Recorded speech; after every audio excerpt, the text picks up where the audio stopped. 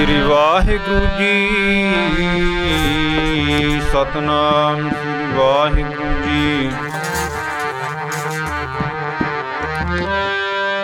सगल द्वार को छाड़ के गयो तुहारो द्वार।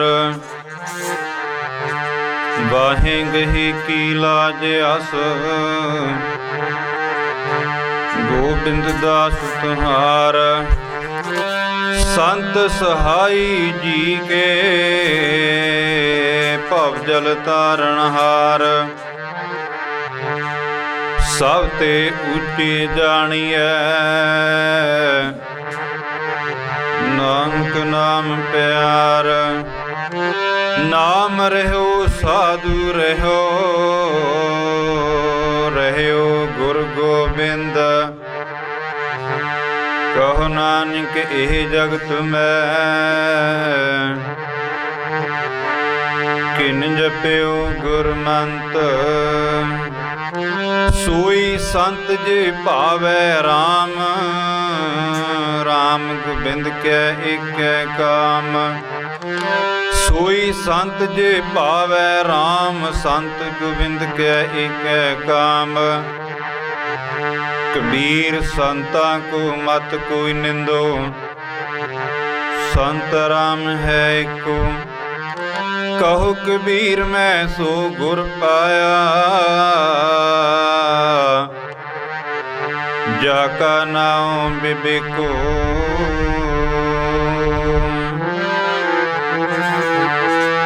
जाने आउंदे ने पर उपकारी। जीवां दे उधार वास्ते आउंदे ने पर उपकारी। जीवां दे उधार वास्ते।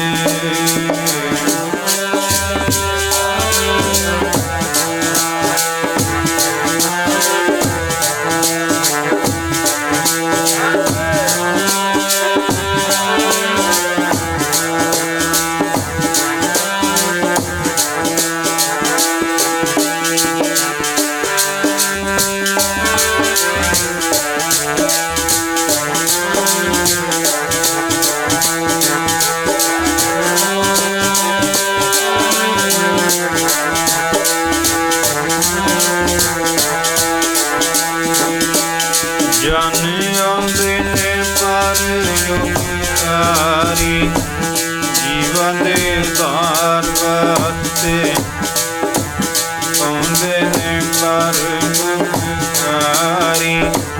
जीवन दे उधार वास्ते।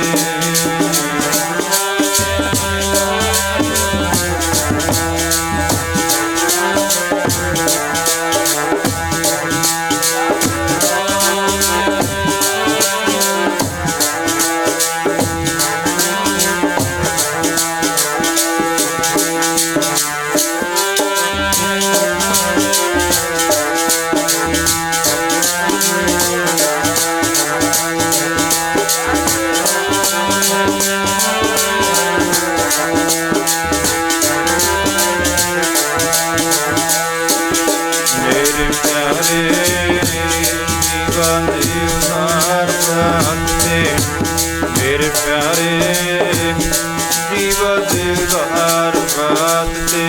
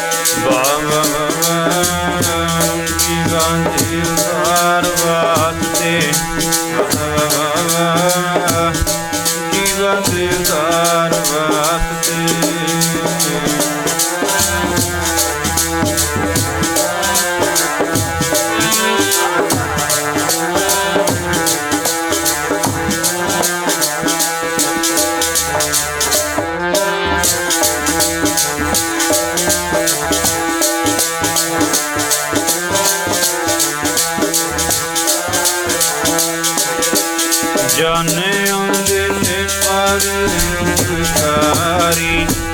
ਜੀਵਾਂ ਦੇ ਉਧਾਰ ਵਾਸਤੇ ਆਉਂਦੇ ਨੇ ਪਰਉਪਕਾਰੀ, ਜੀਵਾਂ ਦੇ ਉਧਾਰ ਵਾਸਤੇ।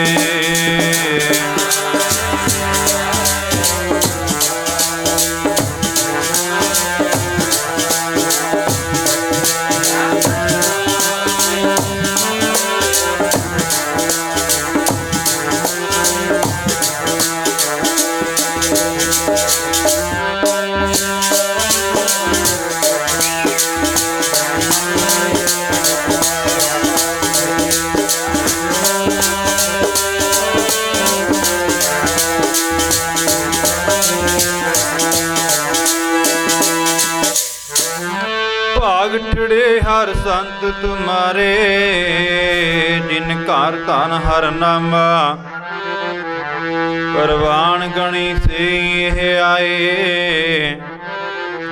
ਸਫਲ ਤਿਨਾ ਕੇ ਕਾਮਾ। ਮੇਰੇ RAM ਹਰ ਜਨ ਕੈ ਹਉ ਬਲ ਜਾਈ, ਕੇਸਾ ਕਾ ਘਰ ਚਵਰ ਢੁਲਾਵਾ, ਚਰਨ ਧੂੜ ਮੁਖ ਲਾਈ। ਜਨ ਆਉਂਦੇ ਨੇ ਪਰਉਪਕਾਰੀ, ਜੀਵਾਂ ਦੇ ਉਧਾਰ ਵਾਸਤੇ ਆਉਂਦੇ ਨੇ ਪਰਉਪਕਾਰੀ, ਜੀਵਾਂ ਦੇ ਉਧਾਰ ਵਾਸਤੇ।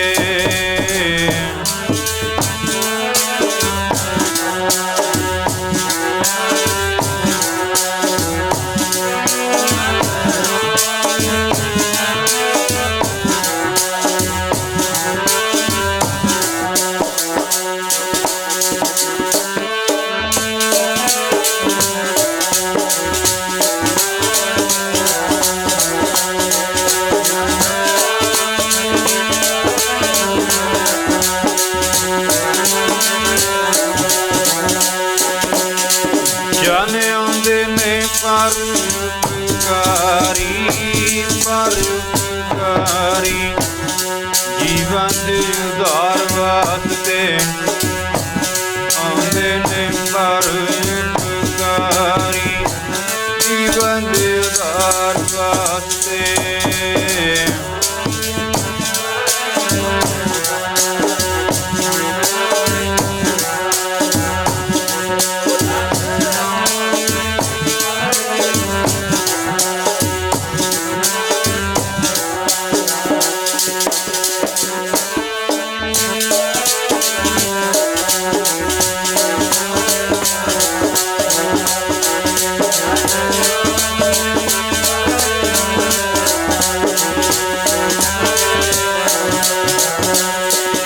ਮੇਰੇ ਪਿਆਰੇ ਜੀਵਾਂ ਦੇ ਉਧਾਰ ਵਾਸਤੇ, ਮੇਰੇ ਪਿਆਰੇ ਜੀਵਾਂ ਦੇ ਉਧਾਰ ਵਾਸਤੇ।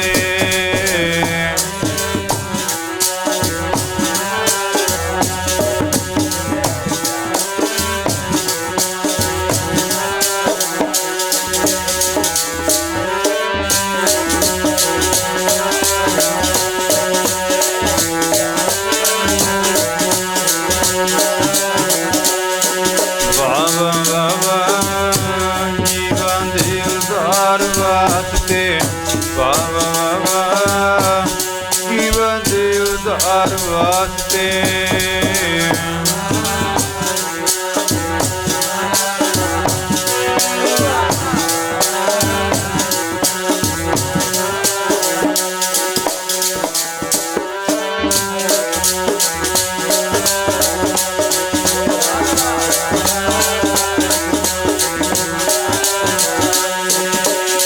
ਜਨ ਆਉਂਦੇ ਨੇ ਪਰਉਪਕਾਰੀ, ਜੀ ਪਰਉਪਕਾਰੀ, ਜੀਵਾਂ ਦੇ ਉਧਾਰ ਵਾਸਤੇ ਆਉਂਦੇ ਨੇ ਪਰਉਪਕਾਰੀ, ਜੀਵਾਂ ਦੇ ਉਧਾਰ ਵਾਸਤੇ।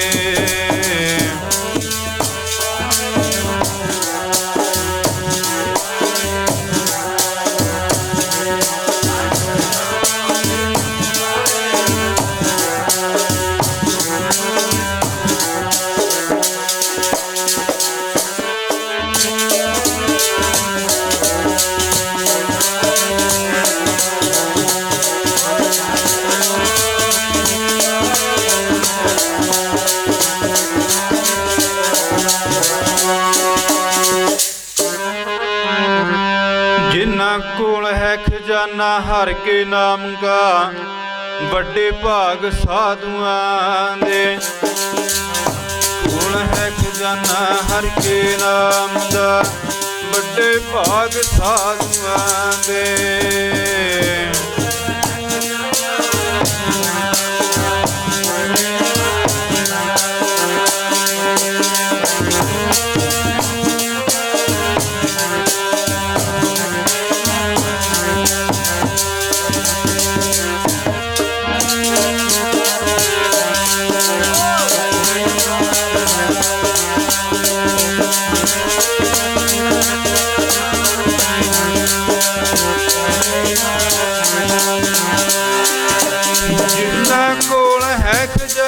हर के नाम दा, खजाना हर के नाम दा, बड़े भाग साधुआं दे। कौन है खजाना हर के नाम दा, बड़े भाग साधुआं दे।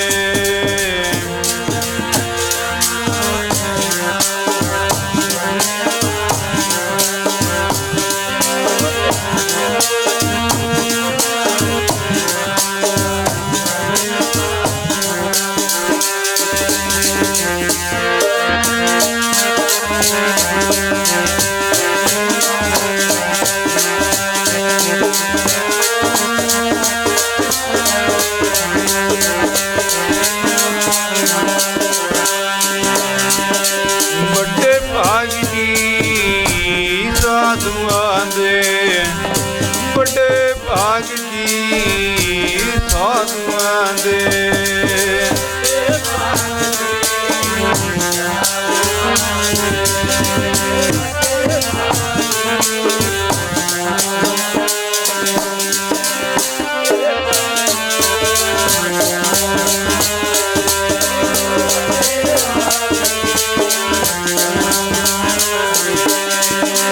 बड़े भाग जी साधुआं दे, बड़े भाग जी साधुआं दे।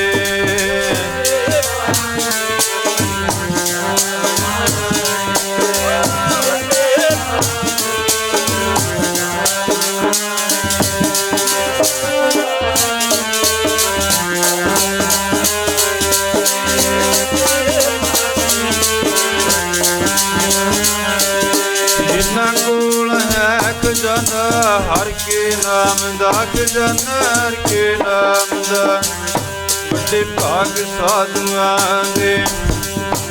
कोल है खजाना हर के नाम दा, बड़े भाग साधुआं दे।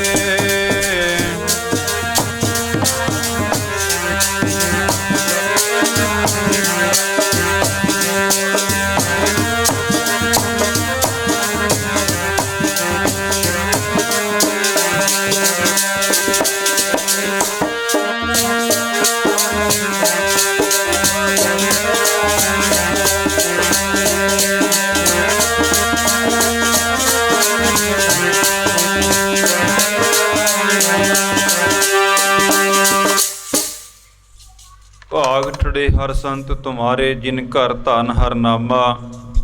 परवान गणी से ही आए, सफल तिना के कामा। जुगो जुग अटल धन धन ਸਾਹਿਬ ਸ੍ਰੀ ਗੁਰੂ ਗ੍ਰੰਥ ਸਾਹਿਬ ਜੀ ਮਹਾਰਾਜ ਦੀ ਪਾਵਨ ਪਵਿੱਤਰ ਹਜ਼ੂਰੀ ਅੰਦਰ ਜੁੜ ਕੇ ਬੈਠੀ ਗੁਰੂ ਰੂਪ ਗੁਰੂ ਸਵਾਰੀ ਸਾਧ ਸੰਗਤ ਆਓ। ਆਪ ਜੀ ਸਾਰੇ ਹੀ ਦੂਰੋਂ ਨੇੜਿਓਂ ਚੱਲ ਕੇ ਜੁਗੋ ਜੁਗ ਅਟਲ ਧੰਨ ਧੰਨ ਸਾਹਿਬ ਸ੍ਰੀ ਗੁਰੂ ਗ੍ਰੰਥ ਸਾਹਿਬ ਜੀ ਮਹਾਰਾਜ ਦੇ ਪਾਵਨ ਪਵਿੱਤਰ ਚਰਨਾਂ ਦੇ ਵਿੱਚ ਪਹੁੰਚੇ ਹੋ ਔਰ ਸੱਚਖੰਡ ਵਾਸੀ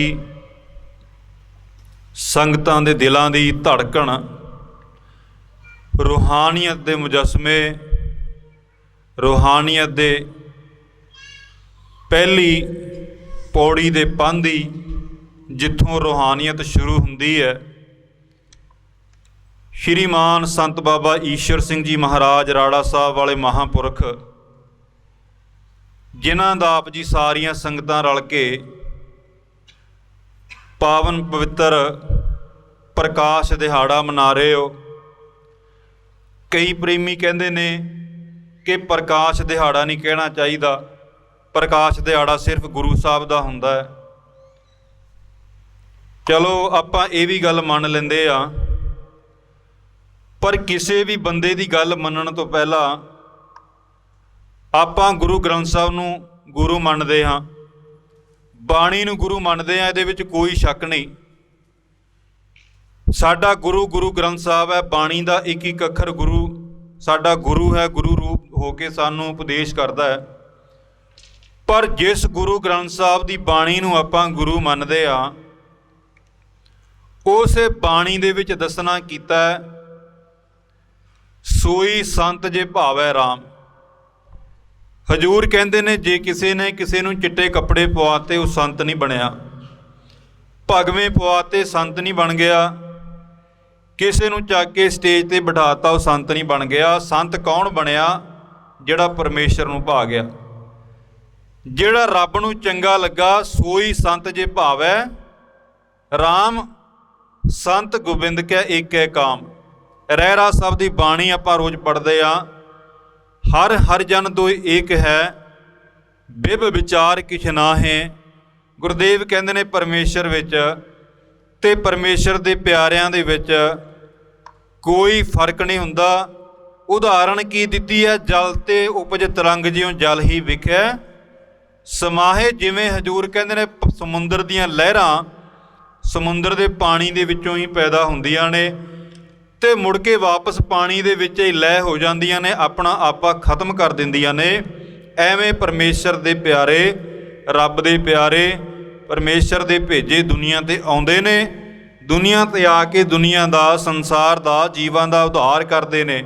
ਆਪਣਾ ਮਨੋਰਥ ਪੂਰਾ ਕਰਨ ਤੋਂ ਬਾਅਦ ਪਰਮੇਸ਼ਰ ਦੇ ਵਿੱਚ ਹੀ ਲੈਅ ਹੋ ਕੇ ਆਪਣਾ ਆਪਾ ਮਿਟਾ ਦਿੰਦੇ ਨੇ, ਖਤਮ ਕਰ ਦਿੰਦੇ ਨੇ। ਹਰ ਹਰ ਜਨ ਦੁਇ ਏਕ ਹੈ, ਬਿਬ ਵਿਚਾਰ ਕਿਛ ਨਾਹੇ। ਜਲ ਤੇ ਉਪਜ ਤਰੰਗ ਜਿਉਂ ਜਲ ਹੀ ਵਿਖੇ ਸਮਾਹੇ। ਜਿਵੇਂ ਪਾਣੀ ਤੇ ਪਾਣੀ ਦੀਆਂ ਲਹਿਰਾਂ ਵਿੱਚ ਕੋਈ ਫਰਕ ਨਹੀਂ, ਐਵੇਂ ਹਜੂਰ ਕਹਿੰਦੇ ਨੇ ਮਹਾਂਪੁਰਖਾਂ ਵਿੱਚ ਤੇ ਪਰਮੇਸ਼ਰ ਦੇ ਵਿੱਚ ਕੋਈ ਭੇਦ ਨਹੀਂ, ਕੋਈ ਫਰਕ ਨਹੀਂ।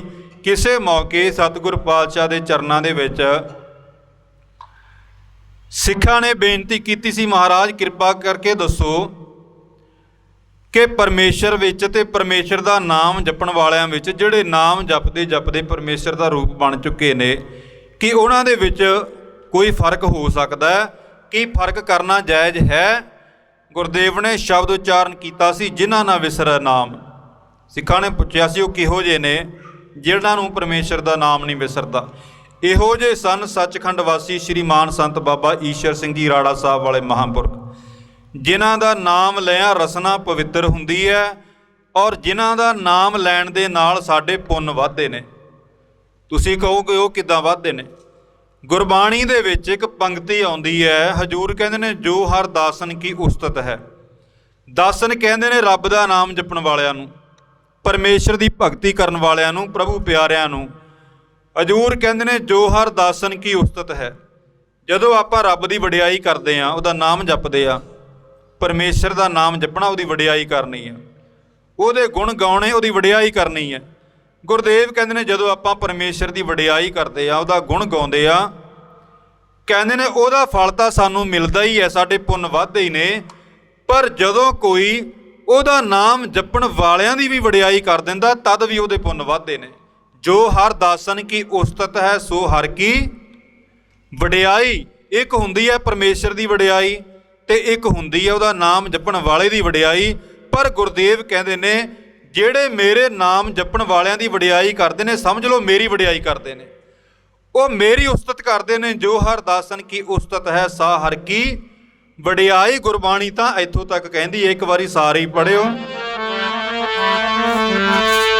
ਧੂੜੀ ਚੱਕ ਕੇ ਮੱਥੇ ਦੇ ਨਾਲ ਲਾਵਾਂ, ਰੱਬਾ ਤੇਰੇ ਪਿਆਰਿਆਂ ਦੀ।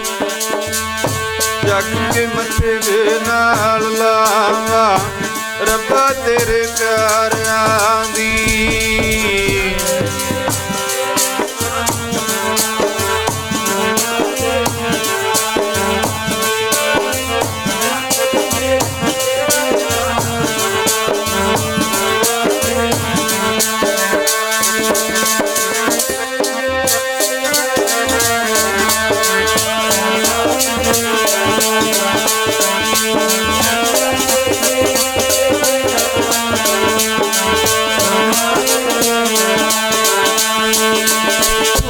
ਚੱਕ ਕੇ ਮੱਥੇ ਦੇ ਨਾਲ ਲਾਵਾਂ, ਮੱਥੇ ਦੇ ਨਾਲ ਲਾਵਾਂ, ਰੱਬਾ ਤੇਰੇ ਪਿਆਰਿਆਂ ਦੀ।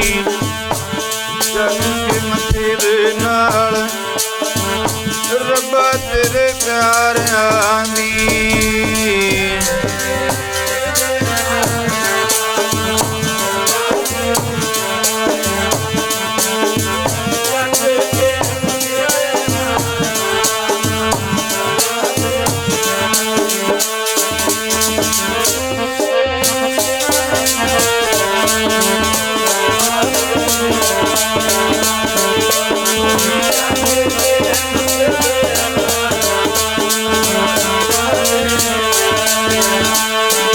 ਮੇਰੇ ਪਿਆਰੇ ਰੱਬਾ ਤੇਰੇ ਪਿਆਰਿਆਂ ਦੀ, ਮੇਰੇ ਪਿਆਰੇ ਰੱਬਾ ਤੇਰੇ ਪਿਆਰਿਆਂ ਦੀ।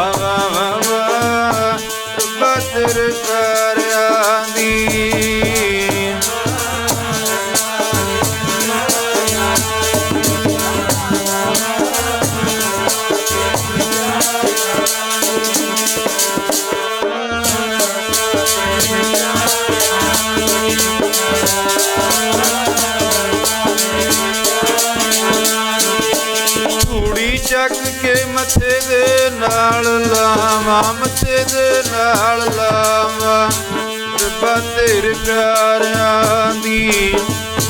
ਚੱਕ ਕੇ ਮੱਥੇ ਦੇ ਨਾਲ ਲਾਵਾਂ, ਰੱਬਾ ਤੇਰੇ ਪਿਆਰਿਆਂ ਦੀ।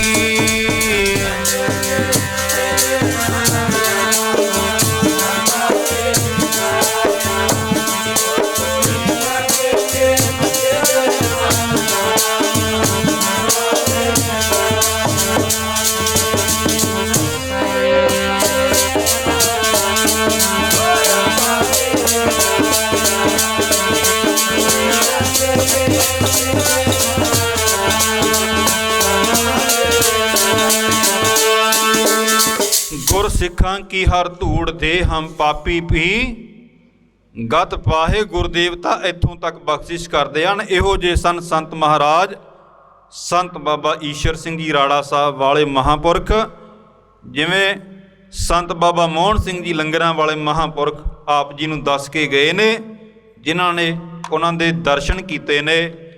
ਸੁਣੀ ਗੱਲ ਕਰਨੀ ਕੁਝ ਹੋਰ ਹੈ, ਪਰ ਦੇਖੀ ਔਰ ਸੁਣੀ ਦੇ ਵਿੱਚ ਬਹੁਤ ਫਰਕ ਹੋਇਆ ਕਰਦਾ।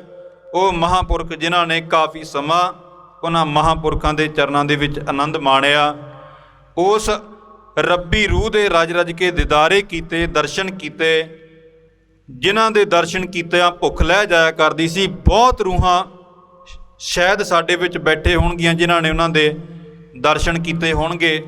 ਕਿੰਨੇ ਭਾਗਾਂ ਵਾਲੇ ਨੇ ਉਹ ਸਰੀਰ ਜਿਨ੍ਹਾਂ ਨੇ ਸੰਤ ਜੀ ਮਹਾਰਾਜ ਸੰਤ ਬਾਬਾ ਈਸ਼ਰ ਸਿੰਘ ਜੀ ਰਾੜਾ ਸਾਹਿਬ ਵਾਲੇ ਮਹਾਂਪੁਰਖਾਂ ਦੇ ਦਰਸ਼ਨ ਕੀਤੇ। ਜਦੋਂ ਕਿਸੇ ਰੱਬੀ ਅਵਤਾਰ ਨੇ ਦੁਨੀਆ 'ਤੇ ਸੰਸਾਰ 'ਤੇ ਆਉਣਾ ਹੁੰਦਾ, ਆਪਾਂ ਕਹਿ ਦਿੰਦੇ ਆ ਕਿ ਫਲਾਣੇ ਮਹਾਂਪੁਰਖਾਂ ਨੇ ਫਲਾਣੀ ਜਗ੍ਹਾ ਅਵਤਾਰ ਧਾਰਨ ਕੀਤਾ, ਫਲਾਣੇ ਥਾਂ 'ਤੇ ਪੜ੍ਹਾਈ ਕੀਤੀ। ਪਰ ਜਦੋਂ ਕਿਸੇ ਰੱਬੀ ਰੂਹ ਨੇ ਆਉਣਾ ਹੁੰਦਾ, ਇੱਕ ਬਹਾਨਾ ਬਣਦਾ, ਤਿਆਰੀ ਸਾਰੀ ਪਹਿਲਾਂ ਹੀ ਹੋਈ ਹੁੰਦੀ ਹੈ। ਜਿਵੇਂ ਆਪਾਂ ਕਿਸੇ ਦੇ ਘਰ ਜਾਂਦੇ ਆ, ਕੋਈ ਰਿਸ਼ਤੇਦਾਰ ਸਾਡੇ ਘਰ ਆਉਂਦਾ, ਨਾਲ ਦੇ ਘਰ ਵਾਲੇ ਨੂੰ ਪਤਾ ਤੱਕ ਨਹੀਂ ਲੱਗਦਾ ਕਿ ਇਹਦੇ ਘਰ ਕੋਈ ਰਿਸ਼ਤੇਦਾਰ ਆਇਆ। ਪਰ ਜਦੋਂ ਕਿਸੇ ਏਰੀਏ ਦੇ ਵਿੱਚ ਕਿਸੇ ਵੱਡੇ ਮਨਿਸਟਰ ਨੇ ਆਉਣਾ ਹੋਵੇ, ਕਿਸੇ ਮੰਤਰੀ ਨੇ ਆਉਣਾ ਹੋਵੇ, ਤੇ ਹਫ਼ਤਾ 10 ਦਿਨ ਪਹਿਲਾਂ ਹੀ ਪੁਲਿਸ ਨੂੰ ਭਾਜੜ ਪੈ ਜਾਂਦੀ ਹੈ। ਸੁਰੱਖਿਆ ਏਜੰਸੀਆਂ ਦੇਖਦੀਆਂ ਫਿਰਦੀਆਂ ਨੇ ਕਿੱਥੇ ਗੱਡੀ ਰੋਕਣੀ, ਕਿੱਥੇ ਉਤਾਰਨਾ ਹੈ। ਇਸੇ ਤਰ੍ਹਾਂ ਜਦੋਂ ਕਿਸੇ ਰੱਬੀ ਰੂਹ ਨੇ ਆਉਣਾ ਹੁੰਦਾ, ਤਿਆਰੀਆਂ ਗੁਪਤ ਰੂਪ ਤੇ ਪਹਿਲਾਂ ਹੀ ਸ਼ੁਰੂ ਹੋ ਜਾਇਆ ਕਰਦੀਆਂ ਨੇ। ਪਟਿਆਲੇ ਦੀ ਧਰਤੀ ਤੋਂ 13 ਕਿਲੋਮੀਟਰ ਦੀ ਦੂਰੀ ਤੇ ਵਸਿਆ ਪਿੰਡ ਆਹਲੋਵਾਲ। ਪਿੰਡ ਵਿੱਚ ਰਹਿਣ ਵਾਲਿਆਂ ਨੂੰ ਕਿਸੇ ਨੂੰ ਨਹੀਂ ਸੀ ਪਤਾ ਕਿ ਉਹ ਛੋਟਾ ਜਿਹਾ ਨਗਰ ਆਹਲੋਵਾਲ, ਜਿਹਨੂੰ ਅੱਜ ਨੇੜੇ ਦੇ ਪਿੰਡਾਂ ਦੇ ਵੀ ਨਹੀਂ ਜਾਣਦੇ, ਇੱਕ ਸਮਾਂ ਆਉਣਾ ਸੰਸਾਰ ਦੇ ਨਕਸ਼ੇ ਤੇ ਉੱਭਰ ਕੇ ਉੱਪਰ ਆਊਗਾ। ਸਾਰੀ ਦੁਨੀਆ ਦੇ ਵਿੱਚ ਇੱਕ ਛੋਟਾ ਜਿਹਾ ਨਗਰ ਆਹਲੋਵਾਲ ਦੁਨੀਆ ਦੇ ਨਕਸ਼ੇ ਦੇ ਉੱਪਰ ਚਮਕੂਗਾ। 13 ਕਿਲੋਮੀਟਰ ਦੀ ਦੂਰੀ ਤੇ ਵਸਦਾ ਨਗਰ ਆਹਲੋਵਾਲ। ਇੱਥੋਂ ਦੇ ਰਹਿਣ ਵਾਲਾ ਇੱਕ ਅਮੀਰ ਪਰਿਵਾਰ, ਜਿਹਦੇ ਮੋਢੀ, ਜਿਹਦੇ ਮੁਖੀ ਬਾਬਾ ਰਾਮ ਸਿੰਘ, ਪੂਰਾ ਪਰਿਵਾਰ ਗੁਰਸਿੱਖੀ ਨੂੰ ਮੰਨਣ ਵਾਲਾ, ਬਾਣੀ ਨੂੰ ਮੰਨਣ ਵਾਲਾ, ਗੁਰਸਿੱਖੀ ਦੇ ਰਾਹ ਤੇ ਚੱਲਣ ਵਾਲਾ, ਰੱਬੀ ਭਗਤ, ਗੁਰੂ ਨਾਨਕ ਦੀ ਭਗਤੀ ਕਰਨ ਵਾਲਾ, ਨਾਨਕ ਨਾਮ ਲੇਵਾ ਪਰਿਵਾਰ। ਨਿਤ ਰੋਜ਼ ਦੀ ਜ਼ਿੰਦਗੀ ਚੱਲਦੀ ਜਾ ਰਹੀ ਹੈ। ਇੱਕ ਦਿਨ ਕਹਿੰਦੇ ਨੇ ਕੀ ਹੋਇਆ, ਇਸ ਨਗਰ ਤੋਂ 2-2.5 ਕੋਹ ਦੀ ਦੂਰੀ ਤੇ ਇੱਕ ਬਹੁਤ ਵੱਡਾ ਦਰਖਤ ਸੀ। ਇਸ ਦਰਖਤ ਦੇ ਥੱਲੇ ਇੱਕ ਤ੍ਰਿਕਾਲਦਰਸ਼ੀ ਮਹਾਂਪੁਰਖ, ਤ੍ਰਿਕਾਲਦਰਸ਼ੀ ਕਹਿੰਦੇ ਨੇ ਜਿਹਨੂੰ ਬੀਤੇ ਹੋਏ ਦੀ, ਚੱਲ ਰਹੇ ਦੀ ਤੇ ਆਉਣ ਵਾਲੇ ਸਮੇਂ ਦੀ ਸੋਝੀ ਹੋਵੇ, ਤ੍ਰਿਕਾਲਦਰਸ਼ੀ ਮਹਾਂਪੁਰਖ ਉਸ ਦਰਖਤ ਦੇ ਥੱਲੇ ਆ ਕੇ ਬਹਿ ਗਿਆ। ਪਿੰਡ ਦੇ ਵਿੱਚ ਹੌਲੀ ਹੌਲੀ ਪਤਾ ਲੱਗਣਾ ਸ਼ੁਰੂ ਹੋਇਆ ਕਿ ਫਲਾਣੇ ਦਰਖਤ ਦੇ ਥੱਲੇ ਕੋਈ ਮਹਾਂਪੁਰਖ ਬੈਠਾ, ਕੋਈ ਸਾਧੂ ਬੈਠਾ। ਲੋਕੀ ਦਰਸ਼ਨਾਂ ਵਾਸਤੇ ਜਾਣ ਲੱਗੇ। ਕੋਈ ਪ੍ਰਸ਼ਾਦਾ ਲੈ ਕੇ ਜਾਂਦਾ ਹੈ, ਕੋਈ ਦੁੱਧ ਲੈ ਕੇ ਜਾਂਦਾ ਹੈ। ਸੰਗਤਾਂ ਦਾ ਮੇਲਾ ਲੱਗਣਾ ਸ਼ੁਰੂ ਹੋ ਗਿਆ। ਇਹ ਗੱਲ ਬਾਬਾ ਰਾਮ ਸਿੰਘ ਦੇ ਕੰਨੀ ਪਈ ਕਿ ਪਿੰਡ ਤੋਂ ਬਾਹਰ ਕੋਈ ਸਾਧੂ ਆ ਕੇ ਬੈਠਾ ਹੈ, ਜਿਹਦੇ ਦਰਸ਼ਨ ਕੀਤਿਆਂ ਭੁੱਖ ਲੈਂਦੀ ਹੈ। ਬਾਬਾ ਰਾਮ ਸਿੰਘ ਨੇ, ਜੋ ਹਰ ਤਰ੍ਹਾਂ ਦਾ, ਹਰ ਵਾਰ ਦਾ ਇਹੋ ਹੀ ਕਰਮ ਸੀ, ਜਦੋਂ ਕਿਸੇ ਸਾਧੂ ਨੇ ਆਉਣਾ ਉਹਦੀ ਰੱਜ ਕੇ ਸੇਵਾ ਕਰਨੀ, ਉਹਦੀ ਰੱਜ ਕੇ ਸੇਵਾ ਕਰਨੀ, ਹਰ ਤਰ੍ਹਾਂ ਦੀ ਟਹਿਲ ਕਮਾਉਣੀ, ਦਰਸ਼ਨ ਕਰਨੇ, ਬਚਨ ਸੁਣਨੇ। ਇਹ ਨਹੀਂ ਕਿ ਬਚਨ ਸੁਣਨੇ ਫਿਰ ਉਹਨਾਂ ਬਚਨਾਂ ਨੂੰ ਮੰਨ ਕੇ ਉਹਨਾਂ ਤੇ ਪਹਿਰਾ ਦੇਣਾ। ਇਹ ਹੁੰਦੀ ਹੈ ਨਿਸ਼ਾਨੀ ਕਿਸੇ ਮਹਾਂਪੁਰਖ ਦੇ ਆਉਣ ਦੀ। ਆਪਾਂ ਜਿੰਨੇ ਵੀ ਬੈਠੇ ਆ, ਤੁਸੀਂ ਮੰਨੋ ਭਾਵੇਂ ਨਾ ਮੰਨੋ, ਜਿੰਨੀਆਂ ਬੀਬੀਆਂ ਇੱਥੇ ਸੇਵਾ ਕਰਦੀਆਂ ਨੇ, ਜਿੰਨੇ ਪਰਿਵਾਰ ਸੇਵਾ ਕਰਦੇ ਨੇ, ਕੋਈ ਲੰਗਰਾਂ ਵਿੱਚ ਕਰਦਾ, ਕੋਈ ਦਰਬਾਰ ਸਾਹਿਬ ਡਿਊਟੀ ਦਿੰਦਾ, ਕੋਈ ਜੋੜਾ ਕਰਜ, ਜਿੱਥੇ ਵੀ ਕੋਈ ਸੇਵਾ ਕਰਦਾ, ਅੱਜ ਨਹੀਂ ਤੇ ਕੱਲ੍ਹ, ਕੱਲ੍ਹ ਨਹੀਂ ਤੇ 10 ਸਾਲ ਨੂੰ, 20 ਸਾਲ ਨੂੰ, 50 ਸਾਲ ਨੂੰ, ਇਹ ਨਿਸ਼ਾਨੀ ਹੈ। ਭਾਵੇਂ 100 ਸਾਲ ਨੂੰ, ਕਦੇ ਨਾ ਕਦੇ ਉਸ ਕੁਲ ਦੇ ਵਿੱਚ ਕਿਸੇ ਮਹਾਂਪੁਰਖ ਨੇ ਜਨਮ ਲੈਣਾ ਹੁੰਦਾ। ਇਹ ਨਿਸ਼ਾਨੀ ਹੋਇਆ ਕਰਦੀ ਹੈ। ਬਾਬਾ ਰਾਮ ਸਿੰਘ ਨੂੰ ਪਤਾ ਲੱਗਾ ਕਿ ਕੋਈ ਸਾਧੂ ਆਇਆ। ਘਰ ਵਾਲੀ ਨੂੰ ਕਹਿਣ ਲੱਗੇ, ਭਗਵਾਨ ਕੋਈ ਸਾਧੂ ਆਇਆ, ਕੋਈ ਮਹਾਂਪੁਰਖ ਆਇਆ। ਪਤਾ ਲੱਗਿਆ ਸੰਗਤਾਂ ਲਾਈਨਾਂ ਬੰਨ ਕੇ ਜਾ ਰਹੀਆਂ ਨੇ, ਆਪਾਂ ਪਿੱਛੇ ਰਹਿ ਗਏ ਆ। ਆਪਾਂ ਵੀ ਦਰਸ਼ਨ ਕਰੀਏ, ਮਹਾਂਪੁਰਖਾਂ ਦੀ ਸੇਵਾ ਕਰੀਏ, ਟਹਿਲ ਕਮਾਈਏ, ਖੌਰੇ ਮਹਾਂਪੁਰਖ ਕੋਈ ਬਖਸ਼ਿਸ਼ ਕਰ ਦੇਣ।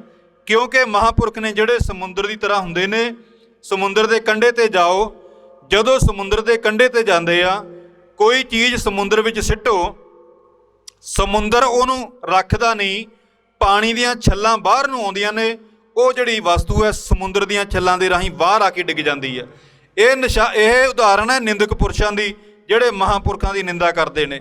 ਜਦੋਂ ਕੋਈ ਨਿੰਦਾ ਕਰਦਾ, ਜਿਵੇਂ ਸਮੁੰਦਰ ਗੰਦਗੀ ਆਪਣੇ ਵਿੱਚ ਨਹੀਂ ਰੱਖਦਾ, ਜਿਵੇਂ ਜਿਵੇਂ ਕੋਈ ਗੰਦੀ ਚੀਜ਼ ਸਮੁੰਦਰ ਵਿੱਚ ਸਿੱਟੇ, ਉਹਨੂੰ ਛੱਲਾ ਮਾਰ ਕੇ ਵਾਪਸ ਕੱਢ ਦਿੰਦਾ, ਐਵੇਂ ਮਹਾਂਪੁਰਖ ਜਦੋਂ ਕੋਈ ਮਹਾਂਪੁਰਖਾਂ ਦੀ ਨਿੰਦਾ ਕਰਦਾ, ਉਹਦੀ ਕੀਤੀ ਨਿੰਦਾ ਨੂੰ ਰੱਖਦੇ ਨਹੀਂ, ਉਹ ਕਿਸੇ ਨਾ ਕਿਸੇ ਰੂਪ ਵਿੱਚ ਵਾਪਸ ਭੇਜ ਦਿੰਦੇ ਨੇ।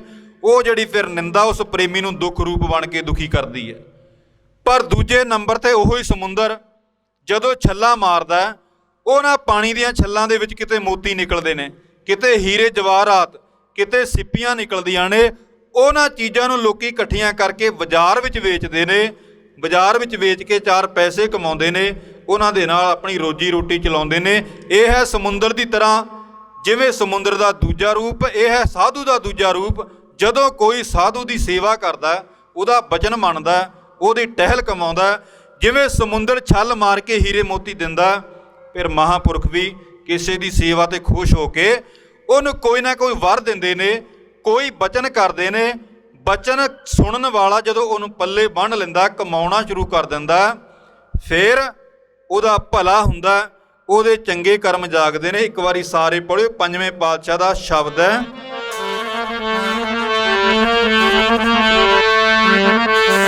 ਸੁੱਤੇ ਕਰਮ ਬੰਦੇ ਦੇ ਜਦੋਂ ਜਾਗਦੇ, ਮੇਲਾ ਹੋਵੇ ਸਾਧੂਆਂ ਦਾ।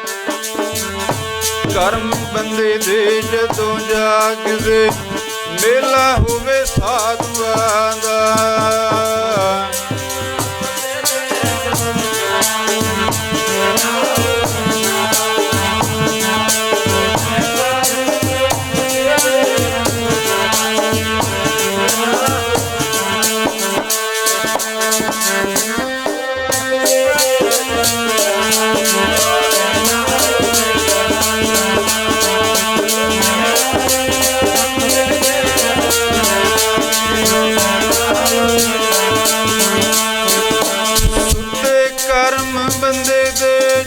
ਜਾਗਦੇ ਬੰਦੇ ਤੇ ਜਦੋਂ ਜਾਗਦੇ, ਮੇਲਾ ਹੋਵੇ ਸਾਧੂਆਂ ਦਾ। ਕਰਮ ਬੰਦੇ ਦੇ ਜਦੋਂ ਜਾਗਦੇ, ਮੇਲਾ ਹੋਵੇ ਸਾਧੂਆਂ ਦਾ।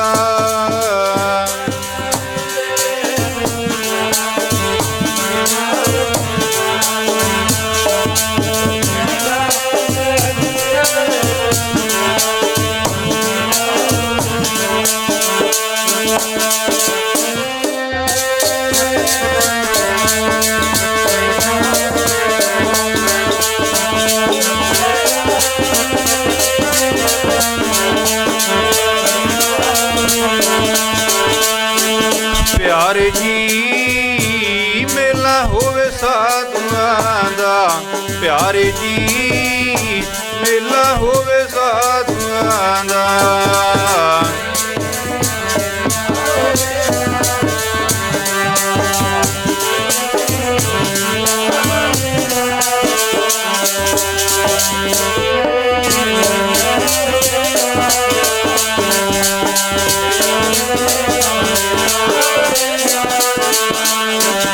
ਸੰਗ ਤੇ ਮੇਲਾ ਹੋਵੇ ਸਾਧੂਆਂ ਦਾ, ਸੰਗ ਤੇ ਮੇਲਾ ਹੋਵੇ ਸਾਧੂਆਂ ਦਾ।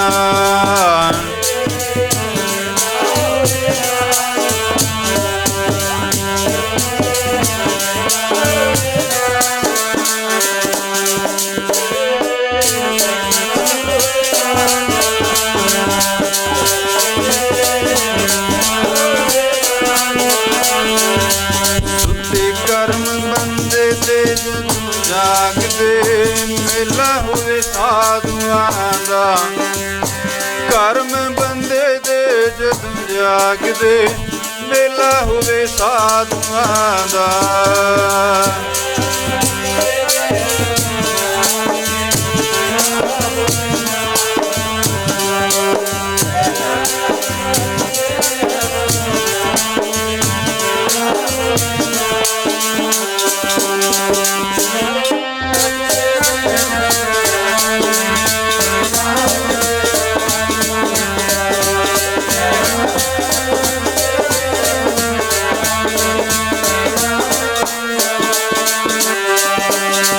ਪੂਰਬ ਕਰਮ ਅੰਕੁਰਜ ਪ੍ਰਗਟੇ ਭੇਟਿਓ ਪੁਰਖ, ਰਸਕ ਬੈਰਾਗੀ ਮਿਟੇ ਅੰਧੇਰ ਮਿਲਤ ਹਰ ਨਾਨਕ ਜਨਮ ਜਨਮ ਕੀ।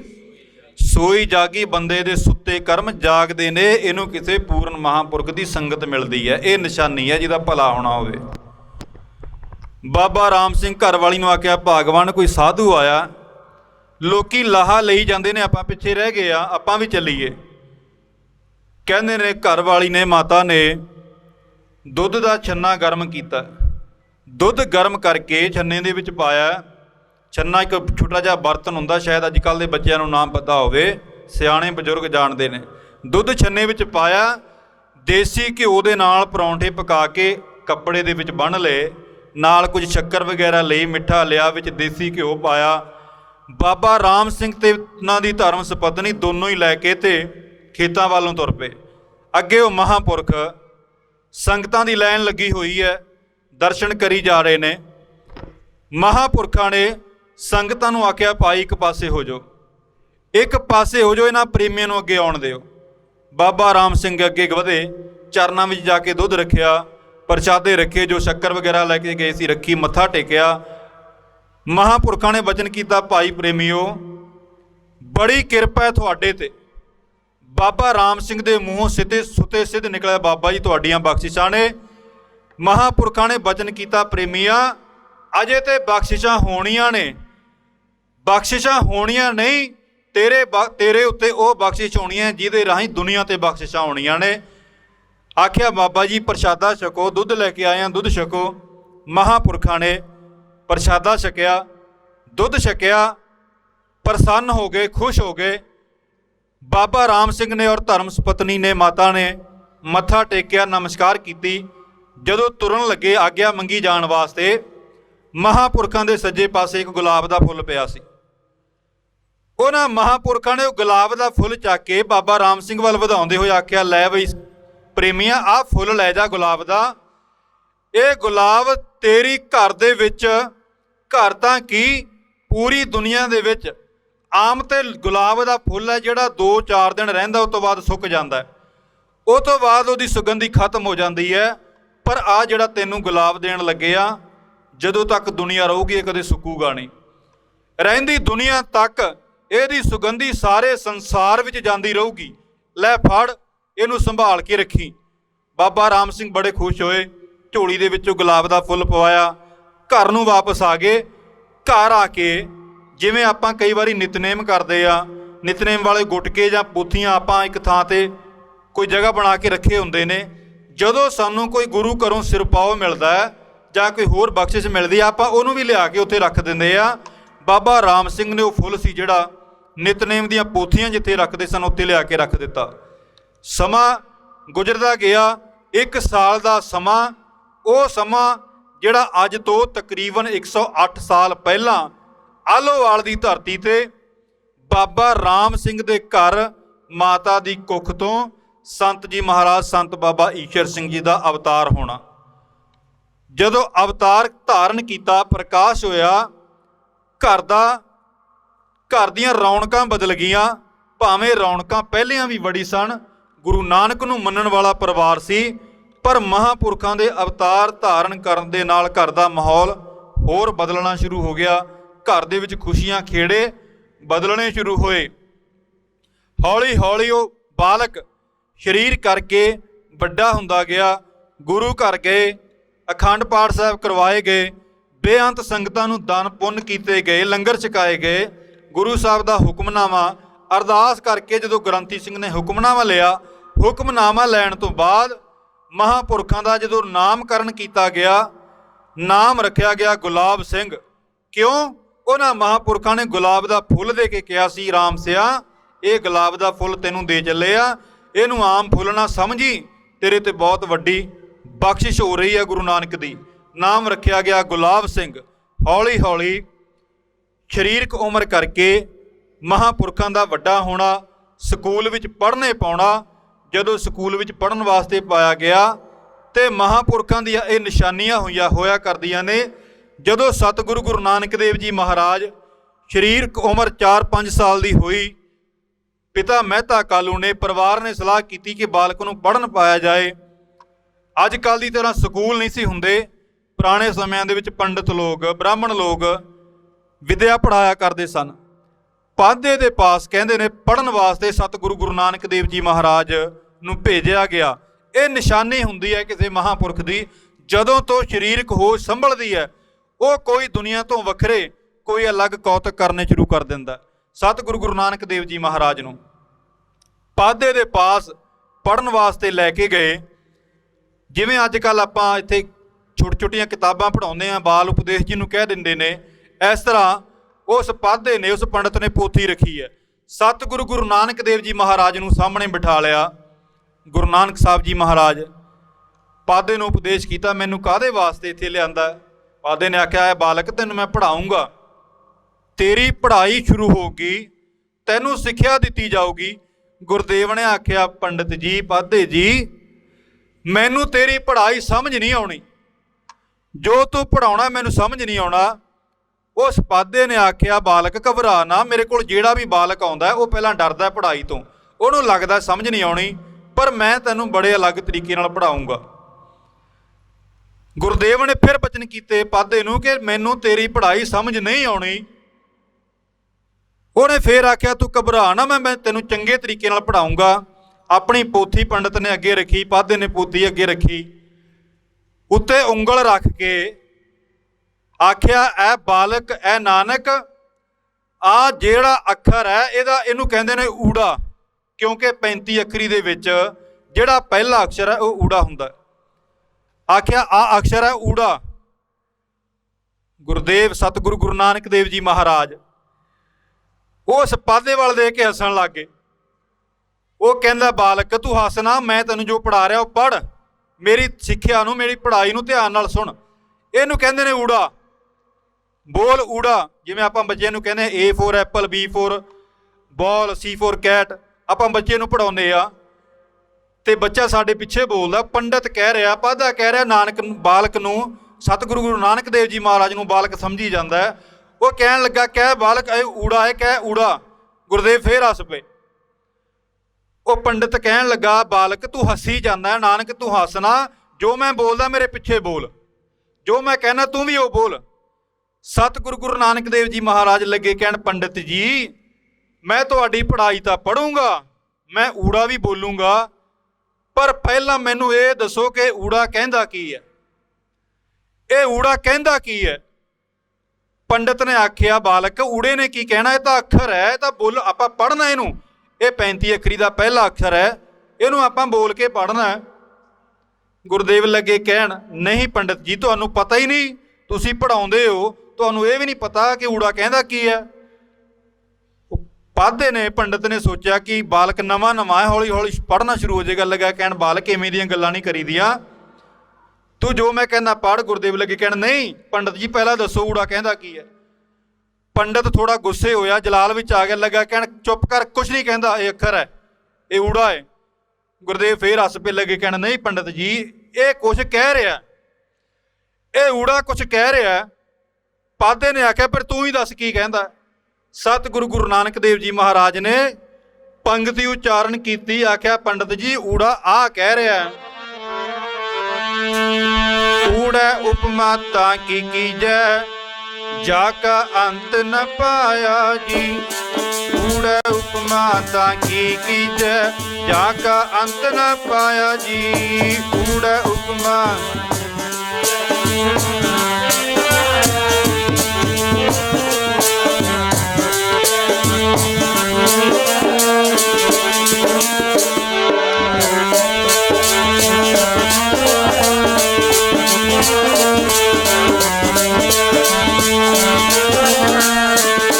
ਊੜਾ ਉਪਮਾ ਤਾਂ ਕੀ ਕੀਜੈ ਜਾ ਕਾ ਅੰਤ ਨ ਪਾਇਆ ਜੀ।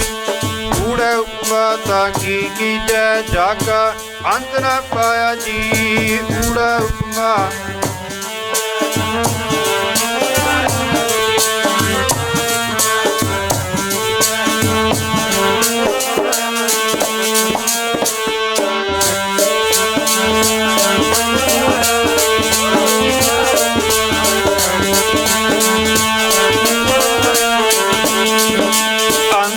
ਪਾਇਆ ਜੀ, ਅੰਤ ਨਾ ਪਾਇਆ ਜੀ। ਅੰਤ ਨਾ ਪਾਇਆ ਜੀ ਜਾ ਕਾ ਅੰਤ ਨਾ ਪਾਇਆ ਜੀ।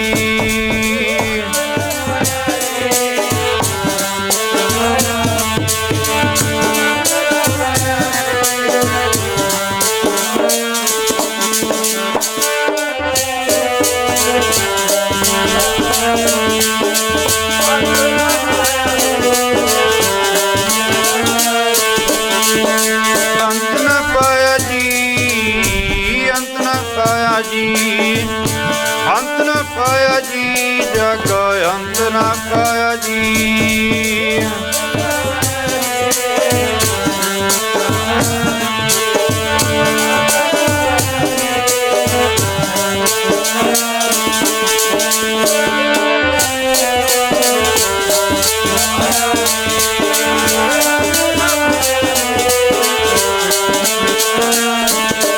ਊੜਾ ਉਪਮਾ ਤਾਂ ਕੀ ਕੀਜੈ ਜਾ ਕਾ ਅੰਤ ਨਾ ਪਾਇਆ ਜੀ। ਊੜਾ ਉਪਮਾ ਤਾਂ ਕੀ ਕੀਜੈ ਜਾ ਕਾ ਅੰਤ ਨਾ ਪਾਇਆ ਜੀ। ਊੜਾ ਉਪਮਾ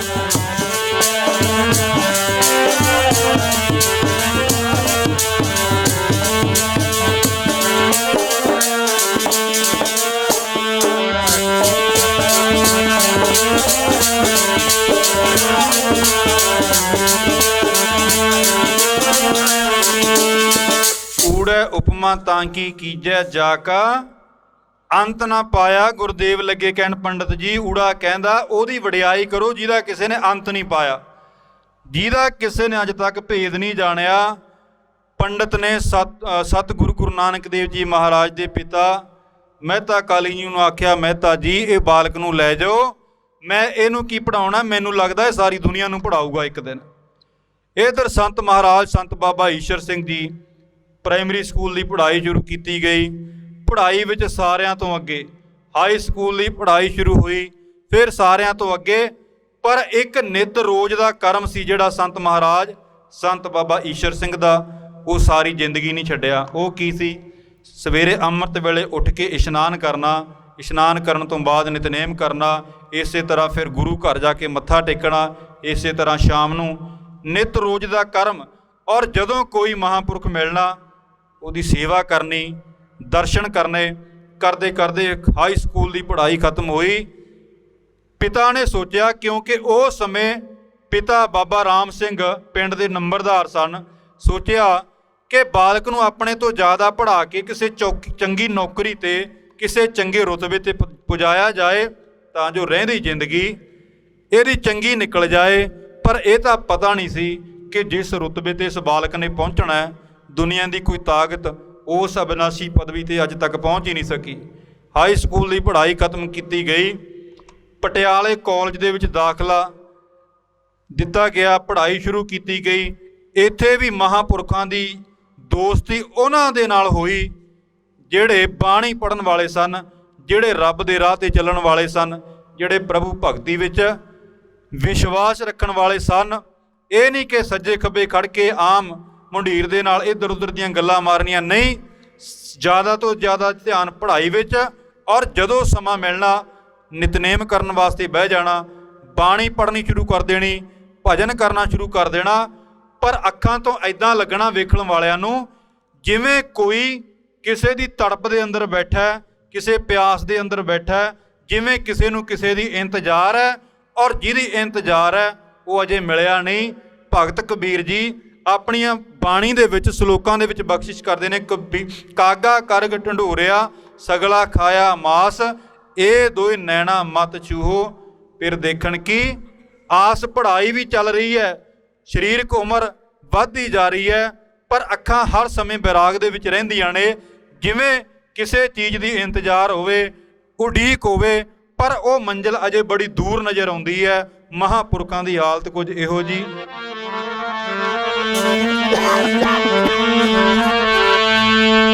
ਦੋਵੇਂ ਨੈਣ ਤਰਸਦੇ ਮੇਰੇ ਤੇਰਿਆਂ ਦੀਦਾਰਿਆਂ ਨੂੰ, ਨੈਣ ਤਰਸਦੇ ਮੇਰੇ ਤੇਰਿਆਂ ਦੀਦਾਰਿਆਂ ਨੂੰ।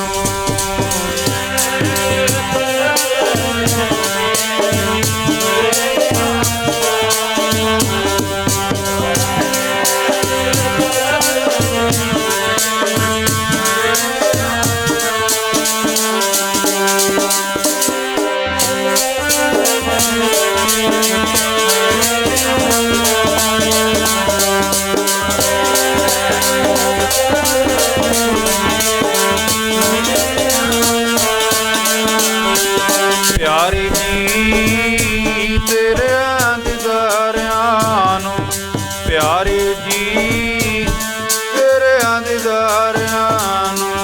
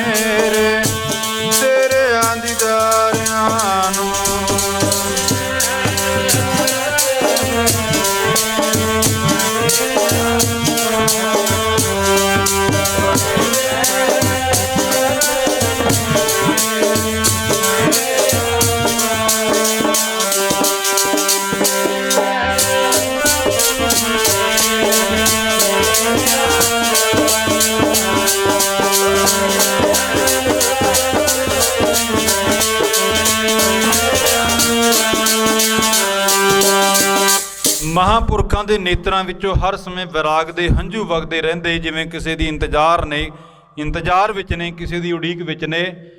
ਜਦੋਂ 7 ਕੁ ਸਾਲ ਦੀ ਉਮਰ ਸੀ, ਪਟਿਆਲੇ ਤੋਂ ਜਦੋਂ ਸਰਹੰਦ ਨੂੰ ਜਾਂਦੇ ਆ, ਪਟਿਆਲੇ ਤੋਂ ਤਕਰੀਬਨ 12-13 ਕਿਲੋਮੀਟਰ ਅੱਗੇ ਜਾ ਕੇ ਖੱਬੇ ਪਾਸੇ ਨੂੰ ਇੱਕ ਰੋਡ ਮੁੜਦਾ।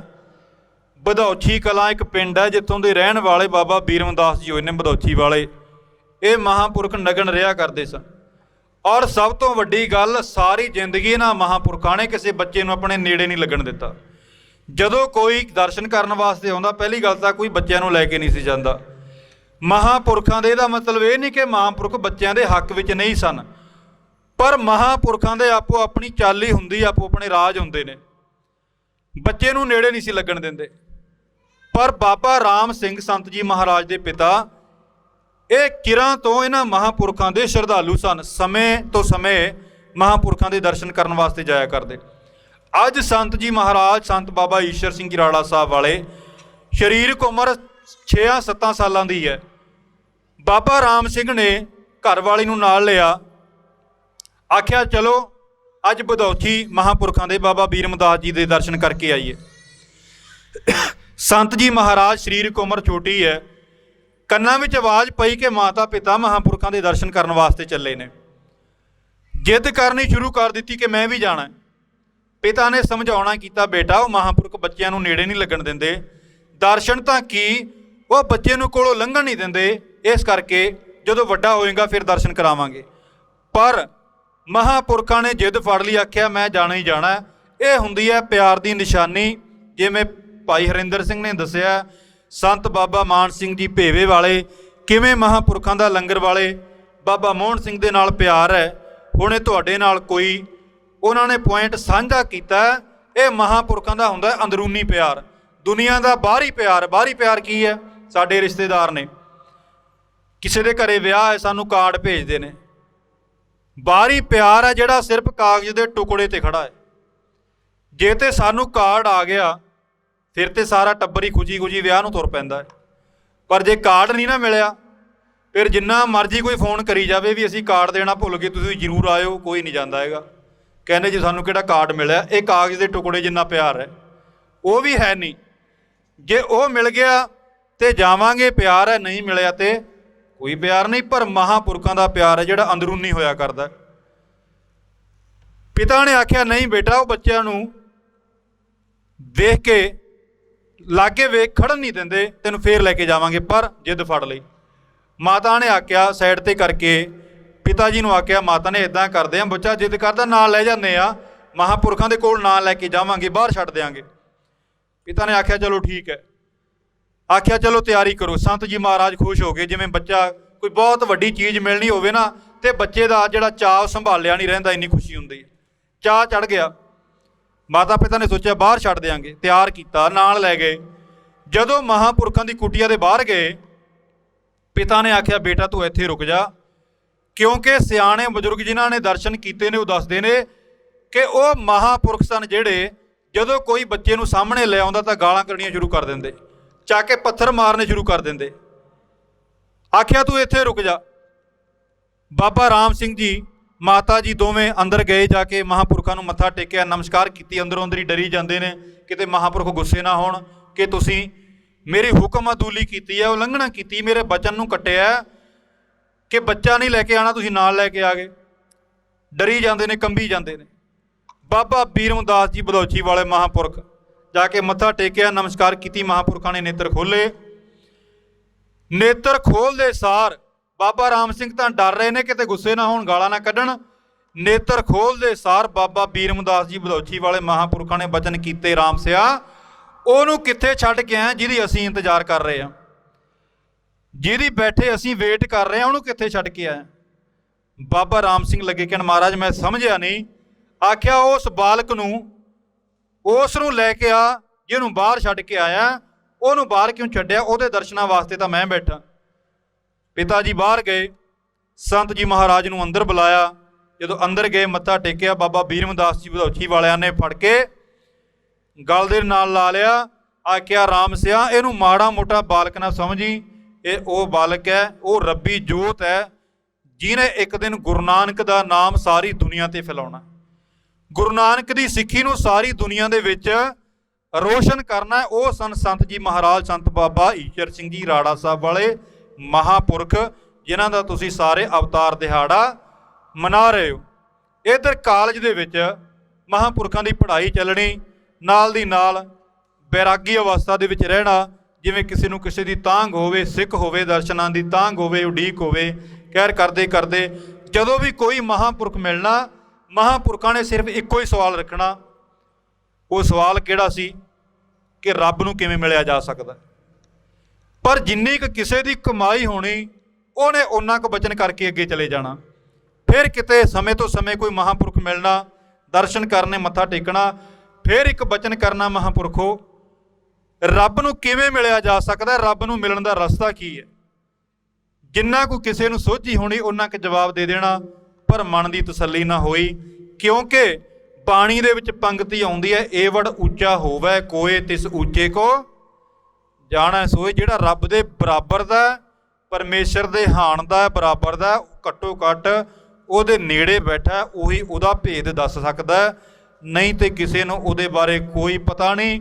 ਬਾਕੀ ਦੁਨੀਆ ਸੁਣ ਸੁਣ ਕੇ ਕਹੀ ਜਾਂਦੀ ਹੈ, ਸੁਣ ਵੱਡਾ ਆਖੈ ਸਭ ਕੋਏ ਕੇਵੜ ਵੱਡਾ ਡੀਠਾ ਹੋਏ। ਸੁਣ ਸੁਣ ਕੇ ਆਪਾਂ ਸਾਰੇ ਕਹੀ ਜਾਂਦੇ ਆ, ਪਰ ਉਹ ਵੱਡਾ ਤਾਂ ਉਹਨੂੰ ਵੇਖਿਆ ਹੀ ਹੈ ਕਿ ਉਹ ਕਿੱਡਾ ਕੁ ਵੱਡਾ ਹੈ। ਇਹ ਵੱਡ ਉੱਚਾ ਹੋਵੇ ਕੋਏ ਤਿਸ ਉੱਚੇ ਕੋ ਜਾਣੈ ਸੋਏ। ਯਾਰਾਂ ਦੋਸਤਾਂ ਦੇ ਨਾਲ ਜਦੋਂ 2 ਮਿੰਟ ਬਹਿਣਾ, ਇੱਕੋ ਗੱਲ ਚੱਲਣੀ, ਯਾਰ ਰੱਬ ਨੂੰ ਕਿਵੇਂ ਮਿਲਿਆ ਜਾ ਸਕਦਾ, ਰੱਬ ਤੱਕ ਕਿਵੇਂ ਪਹੁੰਚਿਆ ਜਾ ਸਕਦਾ। ਇਹੀ ਸਵਾਲ ਹਰ ਇੱਕ ਦੇ ਅੱਗੇ ਰੱਖਣਾ। ਖੈਰ ਕਰਦੇ ਕਰਦੇ ਮਹਾਂਪੁਰਖਾਂ ਦੀ ਸੰਗਤ ਕਰਨੀ, ਨਾਲ ਬਾਬਾ ਬਿਸ਼ਨ ਸਿੰਘ, ਹੋਰ ਬਾਬਾ ਹੀਰਾ ਸਿੰਘ, ਕਈ ਮਹਾਂਪੁਰਖਾਂ ਦੇ ਜੀਵਨ ਦੇ ਵਿੱਚ ਜ਼ਿਕਰ ਆਉਂਦਾ ਹੈ। ਤੇ ਇੱਕ ਦਿਨ ਕਰਦੇ ਕਰਦੇ ਸਾਰਿਆਂ ਨੇ ਸਲਾਹ ਬਣਾਈ ਕਿ ਅੱਜ ਬਾਬਾ ਬੀਰਮਦਾਸ ਦੇ, ਮਾਫ ਕਰਨਾ, ਬਾਬਾ ਧਿਆਨਾ ਜੀ ਹੋਏ ਨੇ ਪਟਿਆਲੇ ਦੇ ਵਿੱਚ, ਬਾਬਾ ਧਿਆਨਾ ਜੀ ਦੇ ਦਰਸ਼ਨ ਕਰਨ ਵਾਸਤੇ ਚੱਲੀਏ। ਇਹ ਬੜੀ ਕਮਾਈ ਵਾਲੇ ਮਹਾਂਪੁਰਖ ਸਨ।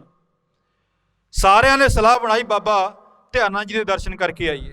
ਸਾਰੇ ਨੌਜਵਾਨ ਮੁੰਡੇ ਜਿੰਨੇ ਵੀ ਗੁਰੂ ਘਰ ਨੂੰ ਮੰਨਣ ਵਾਲੇ ਸਨ, ਇਕੱਠੇ ਹੋ ਕੇ ਬਾਬਾ ਧਿਆਨਾ ਜੀ ਦੇ ਚਰਨਾਂ ਦੇ ਵਿੱਚ ਚਲੇ ਗਏ। ਜਾ ਕੇ ਮੱਥਾ ਟੇਕਿਆ, ਨਮਸਕਾਰ ਕੀਤੀ। ਹਰ ਇੱਕ ਪ੍ਰੇਮੀ ਨੇ ਆਪੋ ਆਪਣੇ ਵਚਨ ਕੀਤੇ। ਜਦੋਂ ਸੰਤ ਜੀ ਮਹਾਰਾਜ ਸੰਤ ਬਾਬਾ ਈਸ਼ਰ ਸਿੰਘ, ਨਾਮ ਅਜੇ ਗੁਲਾਬ ਸਿੰਘ ਸੀ ਜੋ ਘਰਦਿਆਂ ਨੇ ਰੱਖਿਆ ਸੀ, ਗੁਲਾਬ ਸਿੰਘ ਦੀ ਵਾਰੀ ਆਈ, ਬਾਬਾ ਧਿਆਨਾ ਜੀ ਨੇ ਪੁੱਛਿਆ, ਹਾਂ ਬਈ ਜਵਾਨਾ ਤੂੰ ਦੱਸ। ਸੰਤ ਜੀ ਮਹਾਰਾਜ, ਜੋ ਪੁਰਾਣਾ ਨਾਮ ਗੁਲਾਬ ਸਿੰਘ ਤੁਰਿਆ ਆਉਂਦਾ ਸੀ, ਬੇਨਤੀ ਕੀਤੀ, ਮਹਾਰਾਜ ਮਹਾਂਪੁਰਖੋ ਇਹ ਦੱਸੋ ਕਿ ਰੱਬ ਨੂੰ ਕਿਵੇਂ ਮਿਲਿਆ ਜਾ ਸਕਦਾ, ਰੱਬ ਨੂੰ ਮਿਲਣ ਦਾ ਰਸਤਾ ਕੀ ਹੈ। ਬਾਬਾ ਧਿਆਨਾ ਜੀ ਹੱਸ ਪਏ, ਪੱਛਮ ਉੱਤਰ ਵੱਲ ਨੂੰ ਨਾ ਇਸ਼ਾਰਾ ਕਰਦੇ ਹੋਏ, ਬਧੌਛੀ ਤੋਂ ਪੱਛਮ ਉੱਤਰਦੇ ਦੇਖੀਏ ਤੇ ਦੁਰਾਹਾ, ਖੰਨਾ, ਸਾਹਨੇਵਾਲ ਤੇ ਮੰਡੀ ਗੋਬਿੰਦਗੜ੍ਹ ਦਾ ਏਰੀਆ ਪੈਂਦਾ। ਇੱਧਰ ਨੂੰ ਬਾਂਹ ਕਰਦੇ ਹੋਏ ਮਹਾਂਪੁਰਖਾਂ ਨੇ ਬਚਨ ਕੀਤਾ, ਗੁਲਾਬ ਸਿਆ ਛੱਡ ਪਰਾਂ ਕਿਹਨਾਂ ਗੱਲਾਂ 'ਚ ਪਿਆ, ਇਹ ਸਾਡੇ ਤੁਹਾਡੇ ਵੱਸ ਦੀ ਗੱਲ ਨਹੀਂ। ਜਿਹੜੀ ਤੂੰ ਗੱਲ ਪੁੱਛੀ ਹੈ ਨਾ ਕਿ ਰੱਬ ਨੂੰ ਕਿਵੇਂ ਮਿਲਿਆ ਜਾ ਸਕਦਾ, ਭਾਵੇਂ ਮਹਾਂਪੁਰਖਾਂ ਦੀ ਕਮਾਈ ਸੀ, ਦੱਸ ਉਹ ਵੀ ਸਕਦੇ ਸਨ, ਪਰ ਜਿਹਦੀ ਡਿਊਟੀ ਲੱਗੀ ਹੈ ਪਰਦਾ ਉਹ ਨਹੀਂ ਚੱਕਣਾ ਹੁੰਦਾ। ਤੁਸੀਂ ਦੇਖੋ, ਆਪਾਂ ਜਿੰਨੇ ਵੀ ਬੈਠੇ ਆ, ਹੋ ਸਕਦਾ ਸਾਡੇ ਵਿੱਚੋਂ ਪਤਾ ਨਹੀਂ ਆਪਾਂ ਕਿੰਨੇ ਮਹਾਂਪੁਰਖਾਂ ਦੇ ਦਰਸ਼ਨ ਕੀਤੇ ਹੋਣਗੇ, ਸਾਡੀ ਉਹਨਾਂ ਨਾਲ ਕੋਈ ਗੱਲ ਨਹੀਂ ਚੱਲੀ ਹੋਣੀ, ਭਾਵੇਂ ਮਹੀਨਾ ਨਾਲ ਵੀ ਰਹੇ ਹੋਵਾਂਗੇ, ਪਰ ਜਦੋਂ ਸਾਡਾ ਮਨ ਮੁੜਿਆ ਕਿਸੇ ਦੂਜੇ ਮਹਾਂਪੁਰਖ ਕੋਲ ਜਾ ਕੇ ਮੁੜਿਆ ਹੋਣਾ। ਇਹਦਾ ਮਤਲਬ ਇਹ ਨਹੀਂ ਕਿ ਪਹਿਲਾਂ ਖਾਲੀ ਸੀ, ਉਹ ਵੀ ਰੱਬ ਨੂੰ ਮਿਲਿਆ ਹੁੰਦਾ, ਪਰ ਜਿਹਦੀ ਡਿਊਟੀ ਲੱਗੀ ਹੁੰਦੀ ਹੈ ਕਾਂਟਾ ਉਹਨੇ ਬਦਲਣਾ ਹੁੰਦਾ। ਆਖਿਆ ਗੁਲਾਬ ਸਿਆਂ ਕਿਹੜੀਆਂ ਗੱਲਾਂ 'ਚ ਪਿਆ, ਆ ਜਿਹੜਾ ਤੇਰਾ ਸਵਾਲ ਹੈ ਇਹਦਾ ਜਵਾਬ ਤਾਂ ਮਹਾਂਪੁਰਖਾਂ ਨੇ ਬਾਂਹ ਕਰਦੇ ਹੋਏ ਇਸ਼ਾਰਾ ਕੀਤਾ, ਉਹ ਨਹਿਰ ਦੇ ਕੰਢੇ ਬੈਠਾ ਸਾਧ ਹੀ ਦੇ ਸਕਦਾ, ਇਹ ਕਿਸੇ ਹੋਰ ਦੇ ਵੱਸ ਦੀ ਗੱਲ ਨਹੀਂ। ਰਮਝ ਮਾਰ ਦਿੱਤੀ ਪਰ ਸਮਝ ਕੁਝ ਨਹੀਂ ਆਇਆ। ਫਿਰ ਵਾਪਸ ਕਾਲਜ ਆ ਗਏ। ਕਾਲਜ ਆ ਕੇ ਆਪਸ ਦੇ ਵਿੱਚ ਗੱਲਾਂ ਕਰਦੇ ਨੇ ਵੀ ਨਹਿਰ ਦੇ ਕੰਢੇ ਸਾਧ ਕਿਹੜਾ ਬੈਠਾ, ਕੋਈ ਕਿਸੇ ਬਾਰੇ ਕਹੀ ਜਾਂਦਾ, ਕੋਈ ਕਿਸੇ ਬਾਰੇ ਗੱਲ ਕਰਦਾ, ਕੋਈ ਕਿਸੇ ਬਾਰੇ। ਇੱਕ ਦਿਨ ਇੱਕ ਮਹਾਂਪੁਰਖ ਜਿਨ੍ਹਾਂ ਦਾ ਬਾਬਾ ਬਿਸ਼ਨ ਸਿੰਘ ਨਾਂ ਦੱਸਿਆ, ਉਹਨਾਂ ਮਹਾਂਪੁਰਖਾਂ ਨੇ ਆਖਿਆ, ਸੰਤ ਜੀ ਮਹਾਰਾਜ ਸੰਤ ਬਾਬਾ ਅਤਰ ਸਿੰਘ ਜੀ ਏਰੇਰੂ ਸਾਹਿਬ ਵਾਲੇ ਮਹਾਂਪੁਰਖਾਂ ਦੇ ਸ਼ਰਧਾਲੂ ਸਨ। ਆਖਿਆ ਗੁਲਾਬ ਸਿਆਂ, ਆਪਾਂ ਇੱਕ ਦੁਰਾਹੇ ਦੇ ਨੇੜੇ ਇੱਕ ਮਹਾਂਪੁਰਖ ਬੈਠਾ, ਬੜੀ ਕਮਾਈ ਵਾਲਾ ਮਹਾਂਪੁਰਖ ਹੈ, ਆਪਾਂ ਉਹਦੇ ਦਰਸ਼ਨ ਕਰਨ ਚੱਲੀਏ ਕਿਸੇ ਦਿਨ ਛੁੱਟੀ ਵਾਲੇ ਦਿਨ। ਖੈਰ ਸ਼ਨੀਵਾਰ ਦਾ ਦਿਨ ਆਇਆ, ਉਦੋਂ ਵਿਰਲੀ ਟ੍ਰੇਨ ਰੇਲ ਗੱਡੀ ਪਟਿਆਲੇ ਤੋਂ ਲੁਧਿਆਣੇ ਨੂੰ ਚੱਲਦੀ ਸੀ। ਆਖਿਆ ਦਰਸ਼ਨ ਕਰਕੇ ਆਈਏ। ਸ਼ਨੀਵਾਰ ਦਾ ਦਿਨ ਆਇਆ। ਮਹਾਂਪੁਰਖਾਂ ਨੇ ਸਲਾਹ ਕਰਕੇ ਪਟਿਆਲੇ ਤੋਂ ਟ੍ਰੇਨ ਫੜੀ, ਲੁਧਿਆਣੇ ਜਾ ਕੇ ਉਤਰੇ। ਰਾਤ ਲੁਧਿਆਣੇ ਸਟੇਸ਼ਨ ਤੇ ਕੱਟੀ। ਸਵੇਰ ਦਾ ਸਮਾਂ ਹੋਇਆ, ਨੇੜੇ ਜਾ ਕੇ ਇਸ਼ਨਾਨ ਕੀਤਾ, ਵਸਤਰ ਬਦਲੇ। ਜੋ ਰੋਜ਼ ਦਾ ਨਿਤਨੇਮ ਸੀ ਉਹ ਨਿਤਨੇਮ ਕੀਤਾ। ਪਰ ਅੱਜ ਮਨ ਦੀ ਅਵਸਥਾ ਕੁਝ ਇਹੋ ਜਿਹੀ ਹੈ ਜਿਵੇਂ ਚੁੰਮਕ ਲੋਹੇ ਵੱਲ ਨੂੰ ਖਿੱਚੀ ਤੁਰੀ ਜਾਂਦੀ ਹੋਵੇ, ਬਸ ਨੇੜੇ ਲੱਗਣ ਵਾਲੀ ਹੋਵੇ। ਸੰਤ ਜੀ ਮਹਾਰਾਜ ਨੂੰ ਅੰਦਰੋਂ ਅੰਦਰੀ ਇੱਦਾਂ ਲੱਗ ਰਿਹਾ ਕਿ ਸ਼ਾਇਦ ਜਿੱਦਾਂ ਮੇਰੀ ਮੰਜ਼ਿਲ ਨੇੜੇ ਆਉਂਦੀ ਜਾਂਦੀ ਹੈ। ਖੈਰ ਉੱਥੋਂ ਪੈਦਲ ਦੁਰਾਹੇ ਨੂੰ ਤੁਰ ਪਏ।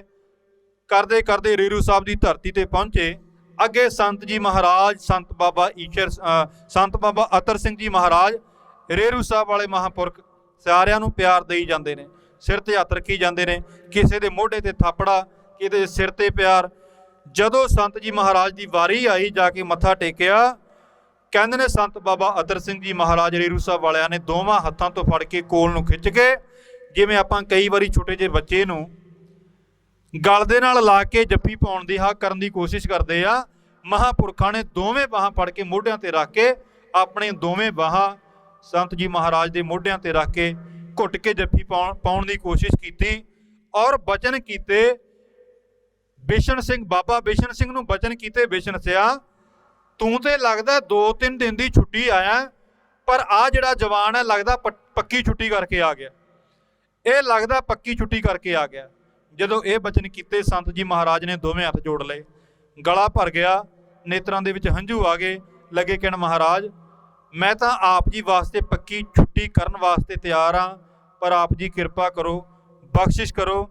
ਮਹਾਂਪੁਰਖਾਂ ਦੇ ਚਰਨਾਂ ਤੇ ਮੱਥਾ ਟੇਕਿਆ। ਮੱਥਾ ਟੇਕਦੇ ਸਾਰ ਇੱਦਾਂ ਲੱਗਿਆ ਜਿਵੇਂ ਸਾਰੇ ਸੰਸਾਰ ਦੇ ਵਿੱਚ ਹਨੇਰੇ ਨਾਂ ਦੀ ਕੋਈ ਚੀਜ਼ ਨਹੀਂ, ਸਾਰੇ ਪਾਸੇ ਚਾਨਣ ਹੀ ਚਾਨਣ ਹੈ, ਜਿਵੇਂ ਕਰੋੜਾਂ ਸੂਰਜ ਚੜ੍ਹੇ ਹੋਣ। ਮਹਾਂਪੁਰਖਾਂ ਦੇ ਦਰਸ਼ਨ ਕਰਦੇ ਸਾਰ, ਚਰਨਾਂ ਤੇ ਮੱਥਾ ਟੇਕਦੇ ਸਾਰ, ਮਹਾਂਪੁਰਖਾਂ ਦੇ ਮਨ ਦੀ ਅਵਸਥਾ ਕੁਝ ਇਹੋ ਜਿਹੀ ਬਣ ਗਈ।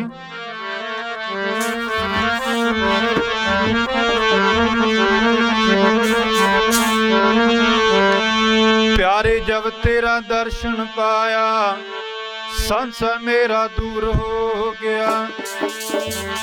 जब तेरा दर्शन पाया, संसार मेरा दूर हो गया।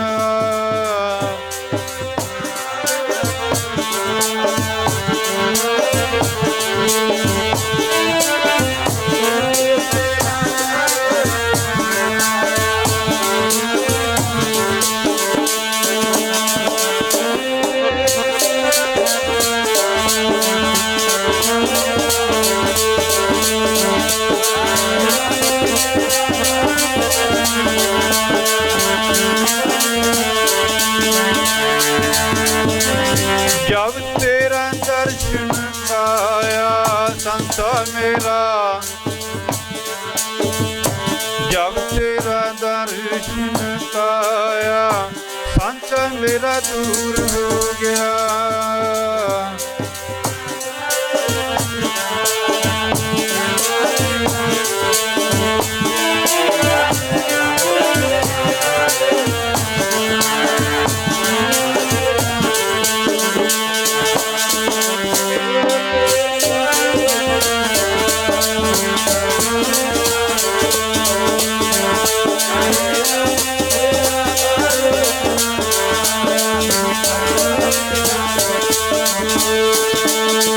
ठाकुर तुम शरणाई, आया उतर गयो मेरे मन ते संसार, जब तेरा दर्शन पाया। क्या महाराज मैं सदा वास्ते आप जी दा होण वास्ते आया। संत जी महाराज, संत बाबा अतर सिंह जी रेरू साहब वाले महापुरखों ने बचन कीते, गुलाब सिया अजे थोड़ा समा इंतजार कर, अजे अपनी पढ़ाई पूरी कर, जदों समा आऊगा तैनूं असीं आपे सद लेना है। संत जी महाराज ने नां रखिया कि गुलाब सिया, अज तक तू गुलाब रहा, लोकां नूं सुगंधी दिंदा रहा, पर अज तो तेरा नाम ईश्वर सिंह होऊगा। हुण तू गुलाब नहीं, हुण तू ईश्वर बन के अगे गुलाब पैदा करेगा, अगे गुलाब पैदा करेगा जो दुनिया नूं सुगंधी देणगे। महापुरख संत बाबा ईश्वर सिंह जी महाराज वापस आ गए। ਪਰ ਮਨ ਪੜ੍ਹਾਈ ਦੇ ਵਿੱਚ ਨਹੀਂ ਲੱਗਦਾ, ਕਿਉਂਕਿ ਭਗਤ ਕਬੀਰ ਜੀ ਦਾ ਸ਼ਲੋਕ ਹੈ, ਕਬੀਰ ਬਿਰੋ ਭੁਯੰਗਮ ਮਨ ਵਸੈ, ਮੰਤ ਨਾ ਮਾਨੈ ਕੋਏ, ਰਾਮ ਬਿਯੋਗੀ ਨਾ ਜੀਐ, ਜੀਐ ਤਾਂ ਬੌਰਾ ਹੋਏ। ਜਿਹੜਾ ਰੱਬ ਦੇ ਰਾਹ ਤੇ ਤੁਰ ਪੈਂਦਾ, ਪਹਿਲੀ ਗੱਲ ਤੇ ਤੁਰਨਾ ਹੀ ਔਖਾ ਹੈ, ਇਸ ਪਾਸੇ ਕੋਈ ਲੱਗਦਾ ਹੀ ਨਹੀਂ। ਆਖਾਂ ਜੀਵਾਂ ਵਿਸਰੈ ਮਰ ਜਾਓ, ਆਖਣ ਔਖਾ ਸਾਚਾ ਨਾਉ, ਕੋਈ ਲੱਗਦਾ ਨਹੀਂ ਹੈ। ਪਰ ਜਦੋਂ ਕੋਈ ਲੱਗ ਜਾਂਦਾ, ਫਿਰ ਜੇ ਕੋਈ ਦੁਨੀਆ ਦੀ ਤਾਕਤ ਉਹਨੂੰ ਇਸ ਪਾਸਿਓਂ ਹਟਾਉਣਾ ਚਾਹੇ, ਉਹ ਹਟਦਾ ਨਹੀਂ ਹੈ। ਭਾਵੇਂ ਬੰਦ ਕੱਟਿਆ ਜਾਏ, ਭਾਵੇਂ ਸਿਰ ਤੇ ਆਰਾ ਚੱਲ ਜਾਏ, ਖੋਪੜੀ ਲੈ ਜਾਏ, ਭਾਵੇਂ ਦੀਵਾਰ ਦੇ ਵਿੱਚ ਚਿਣ ਦਿੱਤਾ ਜਾਏ, ਪਰ ਉਹ ਆਪਣਾ ਮਾਰਗ ਨਹੀਂ ਛੱਡਦਾ। ਸੰਤ ਕਾ ਮਾਰਗ ਧਰਮ ਕੀ ਪੌੜੀ, ਕੋਵਿਡ ਭਾਗੀ ਪਾਏ ਕੋਟ ਜਨਮ ਕੇ ਕਿਲ ਵਿਖ ਨਾਸੇ, ਹਰ ਚਰਣੀ ਚਿਤ ਲਾਏ। ਸੰਤ ਜੀ ਮਹਾਰਾਜ ਵਾਪਸ ਆ ਗਏ, ਪਰ ਧਿਆਨ ਹੈ ਜਿਹੜਾ ਉਹ ਸੰਤ ਮਹਾਰਾਜ ਸੰਤ ਬਾਬਾ ਅਤਰ ਸਿੰਘ ਜੀ ਰੇਰੂ ਸਾਹਿਬ ਵਾਲੇ ਮਹਾਂਪੁਰਖਾਂ ਦੇ ਚਰਨਾਂ ਦੇ ਵਿੱਚ ਹਮੇਸ਼ਾ ਜੁੜਿਆ ਰਹਿੰਦਾ। ਸੇਵਾ ਕਰਦੇ ਰਹਿਣਾ, ਸਿਮਰਨ ਕਰਦੇ ਰਹਿਣਾ, ਭਜਨ ਕਰਦੇ ਰਹਿਣਾ, ਆਤਮਿਕ ਤੌਰ ਤੇ ਹਮੇਸ਼ਾ ਪਰਮੇਸ਼ਰ ਦੇ ਨਾਲ ਜੁੜੇ ਰਹਿਣਾ। ਪਰ ਸੁਰਤੀ ਹੈ ਜਿਹੜੀ ਉਹ ਸੰਤ ਮਹਾਰਾਜ ਦੇ ਚਰਨਾਂ ਦੇ ਵਿੱਚ ਹਮੇਸ਼ਾ ਜੁੜੀ ਰਹਿੰਦੀ ਹੈ। ਪੜ੍ਹਾਈ ਵਿੱਚ ਮਨ ਨਹੀਂ ਲੱਗਦਾ। ਯਾਰ ਦੋਸਤ ਸਮਝਾਉਂਦੇ ਨੇ, ਈਸ਼ਰ ਸਿਆ ਤੂੰ ਪੜ੍ਹਾਈ ਵਿੱਚ ਧਿਆਨ ਨਹੀਂ ਦਿੰਦਾ, ਤੈਨੂੰ ਜਦੋਂ ਦੇਖਦੇ ਆ ਤੂੰ ਨੇਤਰ ਬੰਦ ਕਰਕੇ ਬੈਠਾ ਰਹਿੰਦਾ, ਕੁਝ ਪੜ੍ਹਿਆ ਕਰ, ਫੇਲ ਹੋ ਜਾਏਗਾ। ਇੰਨਾ ਪੈਸਾ ਪੜ੍ਹਾਈ ਤੇ ਖਰਚ ਕਰ ਰਿਹਾ, ਪਰ ਤੂੰ ਪੜ੍ਹਦਾ ਕੁਝ ਵੀ ਨਹੀਂ ਹੈ। ਸੰਤ ਮਹਾਰਾਜ ਨੇ ਬਚਨ ਕਰਨੇ ਭਾਈ, ਹੁਣ ਜਿਹੜੀ ਪੋਥੀ ਪੜ੍ਹਨੀ ਸ਼ੁਰੂ ਕਰ ਦਿੱਤੀ ਹੈ, ਹੁਣ ਉਹੀ ਮਸਾਂ ਪੜ੍ਹੀ ਜਾਣੀ ਹੈ। ਬੁੱਲੇ ਸ਼ਾਹ ਦਾ ਇੱਕ ਸ਼ਲੋਕ ਹੈ, ਨਾ ਮਸਜਿਦ ਦਾ ਨਾ ਮੰਦਰ ਦਾ, ਇਹ ਮਸਲਾ ਤੇਰੇ ਅੰਦਰ ਦਾ, ਜਿਸ ਪਾਇਆ ਭੇਦ ਕਲੰਦਰ ਦਾ, ਉਹ ਵਾਸੀ ਹੈ ਸੁਖ ਮੰਦਰ ਦਾ। ਮਹਾਂਪੁਰਖਾਂ ਦਾ ਜਿਹੜਾ ਬਚਨ ਹੁੰਦਾ, ਬੰਦੇ ਦੇ ਬਚਨ ਮੰਨਣ ਦੇ ਵਿੱਚ ਦੋ ਹੀ ਨੁਕਤੇ ਨੇ। ਇੱਕ ਤੇ ਹੁੰਦਾ ਕਿ ਬੰਦਾ ਜਦੋਂ ਬਚਨ ਕੱਟ ਦਿੰਦਾ, ਨਹੀਂ ਮੰਨਦਾ, ਜਦੋਂ ਕੋਈ ਮਹਾਂਪੁਰਖਾਂ ਦਾ ਬਚਨ ਨਹੀਂ ਮੰਨਦਾ, ਸਮਝੋ ਉਹਦੇ ਮਾੜੇ ਦਿਨ ਨੇ, ਉਹਦਾ ਕੋਈ ਬਹੁਤ ਵੱਡਾ ਨੁਕਸਾਨ ਹੋਣ ਵਾਲਾ। ਤੇ ਦੂਜਾ ਪੁਆਇੰਟ ਕੀ ਹੈ, ਜਦੋਂ ਕੋਈ ਕਮਾਈ ਵਾਲੇ ਕਿਸੇ ਮਹਾਂਪੁਰਖ ਦਾ ਕੋਈ ਕੀਤਾ ਹੋਇਆ ਬਚਨ ਸ਼ਰਧਾ ਦੇ ਨਾਲ ਮੰਨ ਲਵੇ ਸਿਰ ਮੱਥੇ ਤੇ, ਸਮਝੋ ਉਹਦਾ ਕੋਈ ਬਹੁਤ ਵੱਡਾ ਫਾਇਦਾ ਹੋਣ ਵਾਲਾ, ਉਹਦਾ ਕੋਈ ਬਹੁਤ ਵੱਡਾ ਉਹਨੂੰ ਬੈਨੀਫਿਟ ਹੋਣ ਵਾਲਾ। ਸੰਤੋ ਸਾਗਰ ਪਾਰ ਉਤਰੀਐ, ਜੇ ਕੋਈ ਬਚਨ ਕਮਾਵੇ ਸੰਤਨ ਕੇ ਸੋ ਗੁਰ ਪ੍ਰਸਾਦੀ ਤਰੀਐ। ਸਮਾਂ ਵੀ ਆਗਿਆ ਨਹੀਂ ਦਿੰਦਾ। 9ਵੇਂ ਪਾਤਸ਼ਾਹ ਦਾ ਇੱਕ ਸ਼ਲੋਕ ਆਉਂਦਾ ਹੈ, ਸ਼ਬਦ ਆਉਂਦਾ ਹੈ, ਮਨ ਰੇ ਪ੍ਰਭ ਕੀ ਸ਼ਰਨ ਵਿਚਾਰੋ, ਜੈ ਸਿਮਰਤ ਗਨ ਕਾਸੀ ਉਦਰੀ ਜਸ ਤਾਂ ਕੋ ਉਰਤਾਰੋ, ਅਟਲ ਭਇਓ ਧਰੂ ਜਾ ਕੇ ਸਿਮਰਨ ਅਰ ਨਿਰਭੈ ਪਦ ਪਾਇਆ, ਦੁਖ ਹਰਤਾਏ ਬਿਦ ਗੋਸਵਾਮੀ ਤੈ ਕਾਹੇ ਬਿਸਰਾਇਆ। ਜਬ ਹੀ ਸਰਨ ਗਹੀ ਕਿਰਪਾ ਨਿਤ ਗਜ ਗਰਾ ਤੇ ਛੂਟਾ, ਮਹਿਮਾ ਨਾਮ ਕਹਾਂ ਲਓ ਵਰਨੋ, ਰਾਮ ਕਹਿਤ ਬੰਧਨ ਤੇ ਟੂਟਾ। ਅਜਾਮਲ ਪਾਪੀ ਜਗ ਜਾਣੇ। ਅਜਾਮਲ ਕੌਣ ਸੀ? ਇੱਕ ਪੰਡਤ ਦਾ ਲੜਕਾ ਸੀ। ਇਹਦਾ ਪਿਤਾ ਸੀ ਜਿਹੜਾ ਅਜਾਮਲ ਦਾ, ਜਿਹੜਾ ਉਸ ਸਮੇਂ ਦਾ ਰਾਜਾ ਸੀ, ਇਹ ਉਹਦੀ ਜਾ ਕੇ ਸੇਵਾ ਕਰਿਆ ਕਰਦਾ, ਉਹਨੂੰ ਵੇਦ ਸ਼ਾਸਤਰ ਪੜ੍ਹ ਕੇ ਸੁਣਾਇਆ ਕਰਦਾ। ਅਜਾਮਲ ਦੀ ਛੋਟੀ ਜਿਹੀ ਉਮਰ ਸੀ ਤੇ ਨਿਤ ਰੋਜ਼ ਦਾ ਇਹਦੇ ਪਿਤਾ ਦਾ ਇਹੀ ਕਰਮ ਸੀ, ਰੋਜ਼ ਇਹਨੂੰ ਕਥਾ ਸੁਣਾਉਣੀ, ਵੇਦ ਸ਼ਾਸਤਰ ਪੜ੍ਹ ਕੇ ਸੁਣਾਉਣੇ। ਉਹਨੇ ਇਨਾਮ ਵਜੋਂ ਕੁਝ ਮਾਇਆ ਜਾਂ ਕੁਝ ਸੋਨਾ ਚਾਂਦੀ ਇਹਦੇ ਪਿਓ ਨੂੰ ਦੇਣਾ, ਜਿਹਦੇ ਨਾਲ ਇਹਦਾ ਗੁਜ਼ਾਰਾ ਚੱਲਣਾ। ਜਦੋਂ ਅਜਾਮਲ ਦੀ ਉਮਰ 11 ਸਾਲਾਂ ਦੀ ਹੋਈ, ਸਰੀਰ ਕਰਕੇ ਤਕੜਾ ਸੀ, ਸਰੀਰ ਕਰਕੇ ਸੋਹਣਾ ਸੀ, ਇਹਦੇ ਪਿਓ ਨੇ ਸੋਚਿਆ ਵੀ ਇਹਦੀ ਪੜ੍ਹਾਈ ਦਾ ਪ੍ਰਬੰਧ ਕੀਤਾ ਜਾਏ। ਸ਼ਹਿਰ ਤੋਂ ਬਾਹਰ ਇੱਕ ਵਿਦਵਾਨ ਰਿਸ਼ੀ ਰਹਿੰਦਾ ਸੀ, ਤੇ ਉਸ ਰਿਸ਼ੀ ਦੇ ਪਾਸ ਇਹਦਾ ਪਿਤਾ ਇਹਨੂੰ ਲੈ ਗਿਆ। ਆ ਗਿਆ, ਰਿਸ਼ੀ ਜੀ ਇਹ ਮੇਰੇ ਪੁੱਤਰ ਦੀ ਜਿਹੜੀ ਪੜ੍ਹਾਈ ਹੈ, ਮੈਂ ਸੋਚਦਾ ਇਹਨੂੰ ਤੁਸੀਂ ਪੜ੍ਹਾਓ। ਉਸ ਰਿਸ਼ੀ ਨੇ ਆਖਿਆ ਕੋਈ ਗੱਲ ਨਹੀਂ, ਮੈਂ ਪੜ੍ਹਾ ਦਿੰਦਾ। ਖੈਰ ਪੜ੍ਹਾਈ ਸ਼ੁਰੂ ਕਰ ਦਿੱਤੀ ਗਈ। ਉਸ ਰਿਸ਼ੀ ਨੇ, ਵਿਦਵਾਨ ਨੇ, ਪਹਿਲਾ ਬਚਨ ਅਜਾਮਲ ਨੂੰ ਕੀ ਕੀਤਾ, ਕਿਉਂਕਿ ਦੇਖਿਆ ਇਹਦਾ ਸਰੀਰ ਤਕੜਾ, ਸਰੀਰ ਸੋਹਣਾ ਹੈ, ਸੁੰਦਰ ਹੈ ਬਾਲਕ, ਆਖਿਆ ਬਾਲਕਾ, ਜਿਹੜਾ ਅਜਾਮਲ ਦਾ ਘਰ ਸੀ ਉਹ ਸ਼ਹਿਰ ਦੇ ਇੱਕ ਪਾਸੇ ਸੀ, ਤੇ ਸ਼ਹਿਰ ਦੇ ਦੂਜੇ ਪਾਸੇ ਉਹ ਰਿਸ਼ੀ ਪੰਡਤ ਰਹਿੰਦਾ ਸੀ। ਵਿਚਾਲੇ ਸ਼ਹਿਰ ਸੀ ਜਿਹੜਾ ਲੰਘ ਕੇ ਪਾਰ ਕਰਕੇ ਜਾਣਾ ਪੈਂਦਾ ਸੀ, ਔਰ ਉਸ ਸ਼ਹਿਰ ਦੇ ਵਿਚਕਾਰ ਵੇਸਵਾਵਾਂ ਦਾ ਬਾਜ਼ਾਰ ਸੀ, ਜੋ ਨਿਤ ਰੋਜ਼ ਮੰਦ ਕਰਮ ਕਰਦੀਆਂ, ਪਾਪ ਕਮਾਉਂਦੀਆਂ। ਇਹਦੇ ਗੁਰੂ ਨੇ ਸੋਚਿਆ ਵੀ ਇਹਦਾ ਸਰੀਰ ਤਕੜਾ ਹੈ, ਸੁੰਦਰ ਹੈ, ਜੇ ਇਹ ਰੋਜ਼ ਬਾਜ਼ਾਰ ਦੇ ਵਿੱਚੋਂ ਆਊਗਾ, ਕਿਤੇ ਭੁਲੇਖਿਆਂ ਵਿੱਚ ਭਰਮ ਵਿੱਚ ਉਲਝ ਨਾ ਜਾਵੇ। ਗੁਰੂ ਨੇ ਬਚਨ ਦੱਸਿਆ ਕੁਝ ਨਹੀਂ, ਆਖਿਆ ਬਾਲਕਾ ਪਹਿਲਾ ਬਚਨ ਇਹ ਹੈ ਕਿ ਤੂੰ ਬਾਜ਼ਾਰ ਦੇ ਵਿੱਚੋਂ ਨਹੀਂ ਲੰਘਣਾ, ਬਾਜ਼ਾਰ ਦੇ ਬਾਹਰੋਂ ਦੀ ਘੁੰਮ ਕੇ ਆਉਣਾ, ਜੰਗਲ ਥਾਣੀ। ਆਖਿਆ ਜੀ 7 ਬਚਨ। ਅਜਾਮਲ ਨੇ ਕਹਿੰਦੇ ਨੇ ਨਿਤ ਰੋਜ਼ ਪੜ੍ਹਨ ਵਾਸਤੇ ਜਾਣਾ ਸ਼ੁਰੂ ਕਰ ਦਿੱਤਾ। ਬਾਜ਼ਾਰ ਦੇ ਵਿੱਚੋਂ ਨਹੀਂ ਲੰਘਣਾ, ਉੱਪਰੋਂ ਦੀ ਘੁੰਮ ਕੇ ਜਾਂਦਾ। ਫਿਰ ਜਾ ਕੇ ਆਪਣੇ ਗੁਰੂ ਨੂੰ ਮੱਥਾ ਟੇਕਣਾ। ਪਹਿਲਾ ਬਚਨ ਗੁਰੂ ਨੇ ਇਹੀ ਕਰਨਾ ਹੈ ਕਿ ਕਿੱਧਰੋਂ ਆਇਆ। ਇਹਨੇ ਕਹਿਣਾ ਜੀ ਮੈਂ ਜੰਗਲ ਦੇ ਰਸਤੇ ਥਾਣੀ ਆਇਆ। ਆਖਿਆ ਬਹੁਤ ਅੱਛੇ। ਫਿਰ ਇਹਦੀ ਪੜ੍ਹਾਈ ਸ਼ੁਰੂ ਕਰਨੀ। ਕਰਦੇ ਕਰਦੇ ਕਹਿੰਦੇ ਨੇ 10 ਸਾਲ ਇਹਦੀ ਪੜ੍ਹਾਈ ਨੂੰ ਲੰਘ ਗਏ। 10 ਸਾਲ ਜੰਗਲ ਦੇ ਵਿੱਚੋਂ ਜਾਂਦਾ ਅਤੇ ਜੰਗਲ ਦੇ ਵਿੱਚੋਂ ਵਾਪਸ ਆਉਂਦਾ। ਜਦੋਂ 10 ਸਾਲ ਗੁਜ਼ਰ ਗਏ, ਇਹਦੀ ਉਮਰ 21 ਸਾਲਾਂ ਦੇ ਨੇੜੇ ਗਈ। ਇੱਕ ਦਿਨ ਇਹਦੇ ਮਨ ਦੇ ਵਿੱਚ ਵਾਪਸ ਆਉਂਦੇ ਆਉਂਦੇ ਖਿਆਲ ਆਇਆ ਕਿ 10 ਸਾਲ ਹੋ ਗਏ ਮੈਂ ਜੰਗਲ ਦੇ ਰਸਤੇ ਜਾਂਦਾ, ਜੰਗਲ ਦੇ ਰਸਤੇ ਵਾਪਸ ਆਉਣਾ। ਇਹੋ ਜਿਹੀ ਕਿਹੜੀ ਗੱਲ ਹੈ, ਮੇਰਾ ਗੁਰੂ ਮੈਨੂੰ ਸ਼ਹਿਰ ਵਿੱਚੋਂ ਨਹੀਂ ਲੰਘਣ ਦਿੰਦਾ। ਜੋ ਗੁਰੂ ਬਚਨ ਕਰਦਾ ਉਹਨੂੰ ਆਪਾਂ ਮੰਨਦੇ ਹਾਂ, ਸਾਡਾ ਭਲਾ ਹੁੰਦਾ। ਪਰ ਸਾਡਾ ਬੇੜਾ ਗਰਕ ਉਦੋਂ ਹੁੰਦਾ ਜਦੋਂ ਗੁਰੂ ਬਚਨ ਕਰਦਾ ਆਪਾਂ ਸੋਚਣ ਲੱਗ ਜਾਂਦੇ ਆਹ ਬਚਨ ਕਿਉਂ ਕੀਤਾ। ਰੋਜ਼ ਸੁਣਦੇ ਆ ਅੰਮ੍ਰਿਤ ਛਕੋ, ਬਾਣੀ ਪੜ੍ਹੋ, ਸਿਮਰਨ ਕਰੋ, ਇਹ ਗੁਰੂ ਦਾ ਬਚਨ ਹੈ। ਇਹ ਸਾਡਾ ਤੁਹਾਡਾ ਕਿਸੇ ਮਹਾਂਪੁਰਖ ਦਾ ਬਚਨ ਨਹੀਂ, ਗੁਰੂ ਦਾ ਬਚਨ ਹੈ। ਇਹਨੂੰ ਆਪਾਂ ਮੰਨਣਾ। ਪਰ ਆਪਾਂ ਦੂਰ ਉਦੋਂ ਹੁੰਦੇ ਆ ਜਦੋਂ ਆਪਾਂ ਇਹ ਸੋਚਣ ਲੱਗ ਜਾਂਦੇ ਆ ਅੰਮ੍ਰਿਤ ਛਕ ਕੇ ਕੀ ਹੋਊਗਾ, ਜੇ ਬਾਣੀ ਪੜ੍ਹੋਗੇ ਫਿਰ ਕੀ ਹੋਊਗਾ, ਜੇ ਨਾਮ ਜਪਾਂਗੇ ਫਿਰ ਕੀ ਹੋਊਗਾ। ਸੰਤੋ ਸਾਗਰ ਪਾਰ ਉਤਰੀਐ, ਇਹ ਸੰਸਾਰ ਰੂਪੀ ਭੌਜਲ ਤੋਂ ਪਾਰ ਉਤਰਿਆ ਜਾ ਸਕਦਾ ਹੈ। ਪਰ ਉਹ ਕਿੱਦਾਂ? ਜੇ ਕੋਈ ਬਚਨ ਕਮਾਵੇ ਸੰਤਨ ਕਾ, ਇਹ ਤਾਂ ਬਾਣੀ ਹੈ। ਉਹਨੇ ਸੋਚਿਆ 10 ਸਾਲ ਹੋ ਗਏ ਬਾਹਰੋਂ ਆਉਂਦਾ, ਬਾਹਰੋਂ ਜਾਂਦਾ, ਇਹੋ ਜਿਹੀ ਕਿਹੜੀ ਗੱਲ ਹੈ। ਉਹਨੇ ਸੋਚਿਆ ਵੀ ਅੱਜ ਸ਼ਹਿਰ ਵਿੱਚ ਜਾ ਕੇ ਦੇਖਦੇ ਆ। ਖੈਰ ਸ਼ਹਿਰ ਦੇ ਵਿੱਚੋਂ ਦੀ, ਬਾਜ਼ਾਰ ਦੇ ਵਿੱਚੋਂ ਦੀ ਤੁਰ ਪਿਆ। ਜਦੋਂ ਬਾਜ਼ਾਰ ਦੇ ਵਿੱਚੋਂ ਦੀ ਤੁਰ ਪਿਆ, ਉੱਧਰੋਂ ਸ਼ਾਮਾਂ ਪੈ ਗਈਆਂ। ਉਹ ਜਿਹੜੀਆਂ ਬਾਜ਼ਾਰ ਦੇ ਵਿੱਚ ਰਹਿਣ ਵਾਲੀਆਂ ਬੇਸਵਾਵਾਂ ਨੇ, ਆਪਾਂ ਜਾਣਦੇ ਹਾਂ ਕਿੱਦਾਂ ਉਹ ਸੱਜ ਸੰਵਰ ਕੇ ਬੈਠਦੀਆਂ ਨੇ, ਉਹ ਕੋਠਿਆਂ ਦੇ ਉੱਤੇ ਬੈਠੀਆਂ ਨੇ। ਇਹ ਨੌਜਵਾਨ ਸਰੀਰ ਵੀ ਤਕੜਾ, ਸਰੀਰ ਕਰਕੇ ਸੁੰਦਰ ਹੈ, ਸੋਹਣਾ। ਉਹ ਇਹਦੇ ਵੱਲ ਵੇਖ ਵੇਖ ਕੇ ਹੱਸਦੀਆਂ ਨੇ, ਇਸ਼ਾਰੇ ਕਰਦੀਆਂ ਨੇ। ਇਹ ਸੋਚਾਂ ਵਿੱਚ ਪਿਆ ਤੁਰਿਆ ਜਾਂਦਾ, ਇਹਨੂੰ ਕੋਈ ਸਮਝ ਨਹੀਂ ਆਈ। ਘਰ ਜਾ ਕੇ ਅੱਗੇ 10 ਸਾਲ ਘਰ ਆਉਂਦਾ, ਆ ਕੇ ਪ੍ਰਸ਼ਾਦਾ ਪਾਣੀ ਚੱਕਦਾ, 2 ਘੜੀਆਂ ਭਜਨ ਕਰਦਾ, ਇਹਦੇ ਮਨ ਨੂੰ ਸ਼ਾਂਤੀ ਮਿਲਦੀ। ਪਰ ਅੱਜ ਘਰ ਗਿਆ, ਅੱਜ ਮਨ ਨੂੰ ਸ਼ਾਂਤੀ ਨਹੀਂ ਆ ਰਹੀ। ਅੱਜ ਮਨ ਨੂੰ ਸ਼ਾਂਤੀ ਨਹੀਂ ਆ ਰਹੀ। ਘਰ ਗਿਆ, ਕਦੇ ਰੋਟੀ ਖਾ ਕੇ ਇੱਧਰ ਨੂੰ ਪਾਸੇ ਮਾਰਦਾ, ਇੱਧਰ ਨੂੰ ਸੁੱਤਾ ਰਿਹਾ, ਮਾਫ਼ ਕਰਨਾ ਪਿਆ ਰਿਹਾ, ਨੀਂਦ ਨਹੀਂ ਆਈ। ਦੂਜਾ ਦਿਨ ਚੜ੍ਹਿਆ, ਫਿਰ ਗੁਰੂ ਕੋਲ ਚੱਲਾ। ਇਹਨੇ ਸੋਚਿਆ ਫਿਰ ਬਾਜ਼ਾਰ 'ਚੋਂ ਚੱਲਦੇ ਹਾਂ।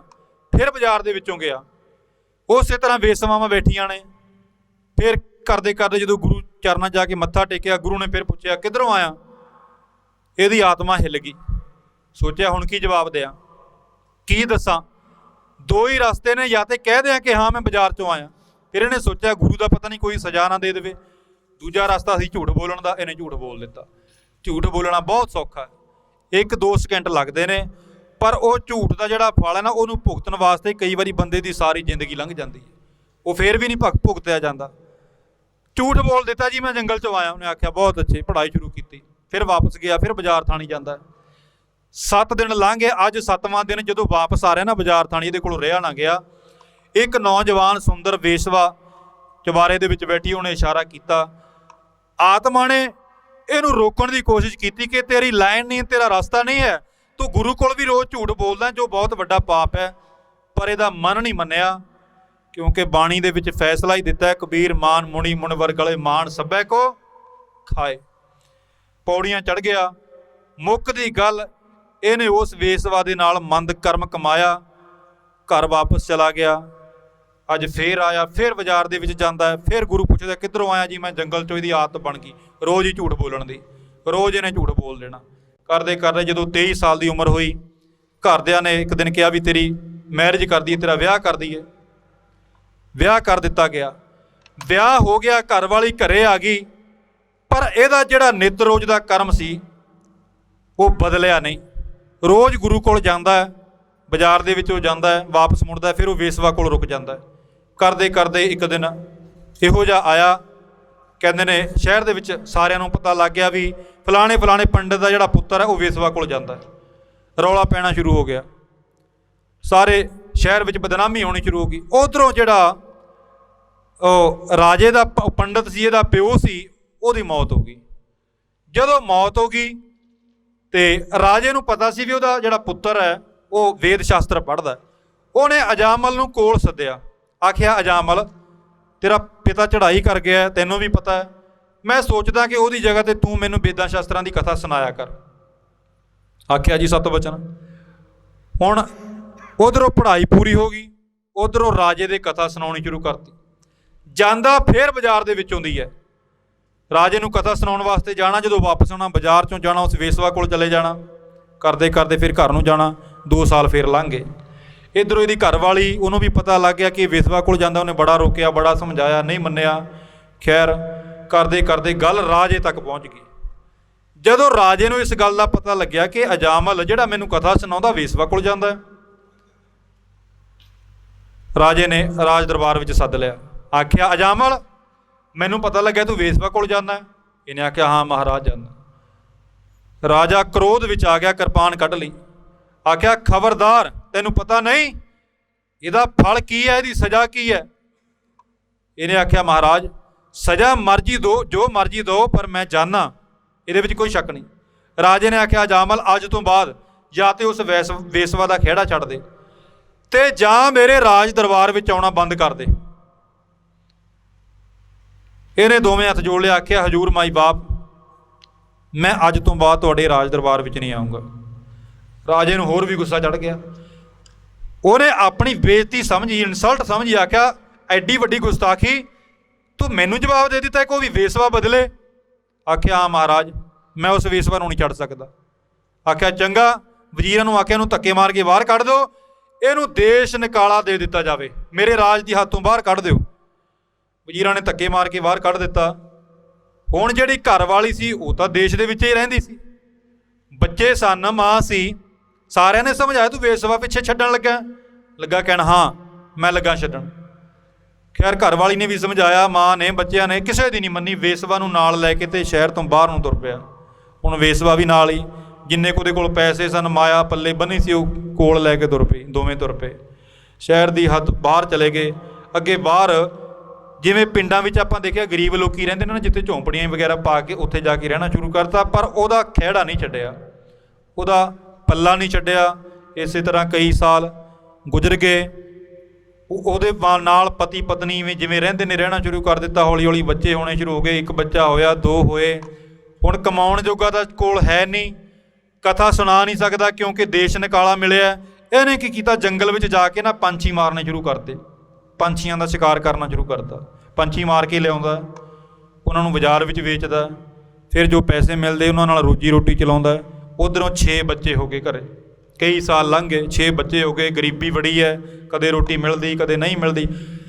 ਅਖੀਰ ਇੱਕ ਦਿਨ ਉਹ ਆਇਆ ਜਦੋਂ ਇਹਨੇ ਪਛਤਾਉਣਾ ਸ਼ੁਰੂ ਕਰ ਦਿੱਤਾ ਕਿ ਮੈਂ ਗਲਤ ਕੀਤਾ। ਪਹਿਲੀ ਗਲਤੀ ਮੇਰੀ, ਮੈਂ ਗੁਰੂ ਕੋਲੇ ਝੂਠ ਬੋਲਿਆ। ਦੂਜੀ ਗਲਤੀ ਮੇਰੀ, ਮੈਂ ਰਾਜੇ ਨੂੰ ਜਵਾਬ ਦੇ ਦਿੱਤਾ। ਤੀਜੀ ਗਲਤੀ ਮੇਰੀ, ਜੋ ਮੈਂ ਘਰ-ਬਾਰ ਛੱਡ ਕੇ ਵੇਸਵਾ ਦੇ ਨਾਲ ਇੱਥੇ ਆ ਗਿਆ। ਇਹਨੂੰ ਪਛਤਾਵਾ ਹੋਣਾ ਸ਼ੁਰੂ ਹੋਇਆ, ਪਰ ਹੁਣ ਪਛਤਾਇਆ ਕੀ ਬਣਨਾ ਸੀ। ਖੈਰ ਕਰਦੇ ਕਰਦੇ 6 ਬੱਚੇ ਹੋ ਗਏ। ਇਹਦੀ ਘਰ ਵਾਲੀ, ਉਹ ਵੀ ਹੁਣ ਸਰੀਰ 'ਚ ਜਾਨ ਨਹੀਂ ਰਹੀ। ਕੁਝ ਖਾਣ ਨੂੰ ਹੋਵੇ ਤੇ ਸਰੀਰ ਚੱਲਣ, ਅੰਦਰ ਪਏ ਰਹਿੰਦੇ ਨੇ, ਖਾਣ ਨੂੰ ਕੋਲ ਚੰਗਾ ਨਹੀਂ ਕੁਝ। ਇੱਕ ਦਿਨ ਕੀ ਹੋਇਆ, ਮਹਾਤਮਾ ਦੀ ਟੋਲੀ ਤੁਰੀ ਆਉਂਦੀ ਹੈ। ਇਹ ਨਿਸ਼ਾਨੀ ਜਿਹਦਾ ਭਲਾ ਹੋਣਾ ਹੁੰਦਾ ਹੈ। ਪੂਰਵ ਕਰਮ ਅੰਕੁਰ ਜਬ ਪ੍ਰਗਟੇ, ਭੇਟਿਓ ਪੁਰਖ ਰਸਕ ਬੈਰਾਗੀ। ਸਾਰੀ ਜ਼ਿੰਦਗੀ ਬੰਦੇ ਦੀ ਪਾਪਾਂ 'ਚ ਲੰਘ ਜਾਂਦੀ ਹੈ। ਬੜੇ ਲੋਕੀ ਕਹਿੰਦੇ ਨੇ ਤੈਨੂੰ ਫਲਾਣੇ ਗੁਰਦੁਆਰੇ ਲੈ ਚੱਲੀਏ, ਫਲਾਣੇ ਮਹਾਂਪੁਰਖਾਂ ਕੋਲ ਲੈ ਚੱਲੀਏ, ਪਰ ਕਰਮ ਇਹਨੂੰ ਜਾਣ ਨਹੀਂ ਦਿੰਦੇ। ਜਦੋਂ ਇਹਦੇ ਕਰਮ ਆਉਂਦੇ ਨੇ ਚੰਗੇ, ਫਿਰ 15-20 ਕੋਹ ਤੋਂ ਇਹਦੇ ਕੰਨਾਂ 'ਚ ਜੇ ਆਵਾਜ਼ ਪੈਂਦੀ ਨਾ ਕਿਸੇ ਮਹਾਂਪੁਰਖ ਦੀ ਜਾਂ ਬਾਣੀ ਦੀ, ਉਧਰ ਨੂੰ ਭੱਜਦਾ। ਫਿਰ ਇਹ ਆਪ ਨਹੀਂ ਜਾਂਦਾ, ਇਹਨੂੰ ਕਰਮ ਲੈ ਕੇ ਜਾਂਦੇ ਨੇ। ਮਹਾਂਪੁਰਖ ਸੰਤ ਮਹਾਰਾਜ ਸੰਤ ਬਾਬਾ ਈਸ਼ਰ ਸਿੰਘ ਜੀ ਧਾਰਨਾ ਪੜ੍ਹਿਆ ਕਰਦੇ ਸਨ, ਤੇਰੇ ਕਰਮ ਜਾਣਗੇ ਨਾਲੇ ਭਾਵੇਂ ਬਰਮਾ ਦੇ ਦੇਸ਼ ਤੁਰ ਜਾ। ਭਾਵੇਂ ਚੰਗੇ ਕਰਦੇ ਆ, ਭਾਵੇਂ ਮਾੜੇ ਕਰਦੇ ਆ, ਇਹ ਨਾਲ ਹੀ ਜਾਣਗੇ। ਖੈਰ ਸਮਾਂ ਆਗਿਆ ਨਹੀਂ ਦਿੰਦਾ। ਮਹਾਤਮਾ ਦੀ ਟੋਲੀ ਆ ਗਈ। ਜਦੋਂ ਲੰਘੇ ਜਾਂਦੇ ਨੇ, ਉਹਨਾਂ ਮਹਾਤਮਾ ਨੇ ਆਵਾਜ਼ ਦਿੱਤੀ, ਭਾਈ ਕੋਈ ਗੁਰੂ ਕਾ ਪਿਆਰਾ, ਕੋਈ ਰੱਬ ਦਾ ਪਿਆਰਾ, ਕੋਈ 2 ਮੁੱਠਾਂ ਆਟੇ ਦੀਆਂ ਜਾਂ 2 ਪ੍ਰਸ਼ਾਦੇ ਖਾਣ ਨੂੰ ਦੇ ਦੇਵੇ, ਭੁੱਖ ਲੱਗੀ ਹੈ, ਪਰਮੇਸ਼ਰ ਦੇ ਪਿਆਰਿਆਂ ਨੇ ਕੁਝ ਛਕਣਾ ਹੈ। ਕਿਸੇ ਪਾਸਿਓਂ ਕੋਈ ਆਵਾਜ਼ ਨਹੀਂ, ਕਿਉਂਕਿ ਗਰੀਬਾਂ ਦੀ ਬਸਤੀ ਸੀ, ਉਹ ਤਾਂ ਆਪ ਮਸਾਂ ਖਾਂਦੇ ਸਨ। ਖੈਰ ਅਜਾਮਲ ਦੇ ਕੰਨਾਂ ਵਿੱਚ ਆਵਾਜ਼ ਪਈ। ਆਖਿਆ, ਘਰ ਵਾਲੀ ਨੂੰ ਦੇਖੀ ਕੌਣ ਹੈ? ਉਹ ਬਾਹਰ ਨਿਕਲ ਕੇ ਝੌਂਪੜੀ ਤੋਂ ਲੱਗੀ ਕਹਿਣ, ਦੇਖ ਕੇ ਕਹਿੰਦੀ ਜੀ ਕੋਈ ਮਹਾਤਮਾ ਦੀ ਟੋਲੀ ਆ। ਅਜਾਮਲ ਉੱਠ ਕੇ ਖੜਾ ਹੋ ਗਿਆ, ਉੱਠ ਕੇ ਜਾ ਕੇ ਮਹਾਤਮਾ ਦੇ ਚਰਨਾਂ 'ਤੇ ਡਿੱਗ ਪਿਆ। ਲੱਗਿਆ ਕਹਿਣ, ਮਹਾਂਪੁਰਖੋ ਆਪ ਕਿਰਪਾ ਕਰੋ, ਇੱਧਰ ਆਓ। ਮਹਾਂਪੁਰਖ ਦੇ ਨਾਲ ਤੁਰ ਪਏ। ਜੋ ਝੌਂਪੜੀ ਵਿੱਚ ਆ ਕੇ ਬੈਠ ਗਏ। ਇਹਦੀ ਘਰ ਵਾਲੀ ਲੱਗੀ ਕਹਿਣ, ਵੀ ਖਾਣ ਵਾਸਤੇ ਤਾਂ ਕੁਝ ਹੈ ਨਹੀਂ, ਇਹਨੇ ਮਹਾਂਪੁਰਖਾਂ ਨੂੰ ਬੇਨਤੀ ਕੀਤੀ, ਮਹਾਂਪੁਰਖੋ ਕੁਝ ਸਮਾਂ ਇੰਤਜ਼ਾਰ ਕਰੋ, ਮੈਂ ਹੁਣੇ ਕੁਝ ਪ੍ਰਬੰਧ ਕਰ ਦਿੰਦਾ। ਉਹ ਲੱਗੇ ਕਹਿਣ ਚੰਗਾ ਬਈ, ਕਰਤਾਰ ਭਲੀ ਕਰੇ। ਇਹ ਫਿਰ ਜੰਗਲ ਵਿੱਚ ਗਿਆ। ਜੰਗਲ ਵਿੱਚ ਜਾ ਕੇ ਇਹਨੇ ਕੁਝ ਪੰਛੀ ਫੜੇ। ਪੰਛੀ ਫੜ ਕੇ ਘਰ ਲਿਆਇਆ, ਘਰ ਵਾਲੀ ਨੂੰ ਬਾਹਰ ਸੱਦਿਆ, ਲੱਗਾ ਕਹਿਣ ਵੀ ਇੱਦਾਂ ਕਰ, ਇਹਨਾਂ ਦਾ ਮਾਸ ਭੁੰਨ ਕੇ ਤੇ ਮਹਾਂਪੁਰਖਾਂ ਨੂੰ ਖਿਲਾ ਦਿੰਦੇ ਆ। ਉਹ ਲੱਗੀ ਕਹਿਣ ਨਹੀਂ, ਆਪਾਂ ਸਾਰੀ ਜ਼ਿੰਦਗੀ ਪਹਿਲਾਂ ਹੀ ਪਾਪਾਂ 'ਚ ਕੱਢਤੀ ਹੈ, ਇਹ ਇਦੋਂ ਵੀ ਵੱਡਾ ਪਾਪ, ਇੱਦਾਂ ਨਹੀਂ ਹੋ ਸਕਦਾ। ਇਹਨਾਂ ਨੂੰ ਬਾਜ਼ਾਰ ਵਿੱਚ ਵੇਚ ਕੇ ਕੁਝ ਰਾਸ਼ਨ ਲੈ ਆ। ਬਾਜ਼ਾਰ ਵਿੱਚ ਗਿਆ, ਕੁਝ ਰਾਸ਼ਨ ਖਰੀਦਿਆ, ਘਰ ਲਿਆ ਕੇ ਜੋ ਮਾੜਾ ਮੋਟਾ ਸੀ ਤਿਆਰ ਕਰਕੇ ਮਹਾਂਪੁਰਖਾਂ ਨੂੰ ਛਕਾਇਆ। ਜਦੋਂ ਮਹਾਂਪੁਰਖਾਂ ਨੂੰ ਛਕਾਇਆ, ਪ੍ਰਸੰਨ ਹੋ ਗਏ, ਤੁਰਨ ਲੱਗੇ ਕਹਿਣ ਭਾਈ ਚੰਗਾ, ਕਰਤਾਰ ਭਲੀ ਕਰੇ।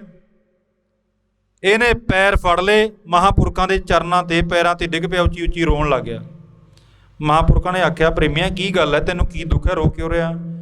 ਇਹਨੇ ਆਖਿਆ ਮਹਾਰਾਜ, ਇਹਨੇ ਜੋ ਪੜ੍ਹਾਈ ਤੋਂ ਲੈ ਕੇ ਹੁਣ ਤੱਕ ਦੀ ਸਾਰੀ ਕਥਾ ਸੁਣਾਤੀ ਕਿ ਮੈਂ ਇੱਦਾਂ ਪਾਪ ਕਰਦਾ ਰਿਹਾ, ਇਸ ਪਾਪਣ ਬਦਲੇ ਮੈਂ ਘਰ ਵੀ ਛੱਡਿਆ, ਰਾਜੇ ਨੂੰ ਛੱਡਿਆ, ਪਰਿਵਾਰ ਛੱਡਿਆ, ਪਰ ਅੱਜ ਜ਼ਿੰਦਗੀ ਦੇ ਉਸ ਮੋੜ 'ਤੇ ਖੜਾ ਹੋ ਗਿਆ ਕਿ ਸੰਸਾਰੀ ਜ਼ਿੰਦਗੀ ਤਾਂ ਮੇਰੀ ਗੁਜ਼ਰ ਚੁੱਕੀ ਹੈ, ਤਾਂ ਲੰਘ ਹੀ ਵਾਪਸ ਨਹੀਂ ਆਉਣੀ, ਪਰ ਮੈਨੂੰ ਅੱਗੇ ਦਰਗਾਹ ਦਾ ਨਰਕ ਨਜ਼ਰ ਆ ਰਿਹਾ।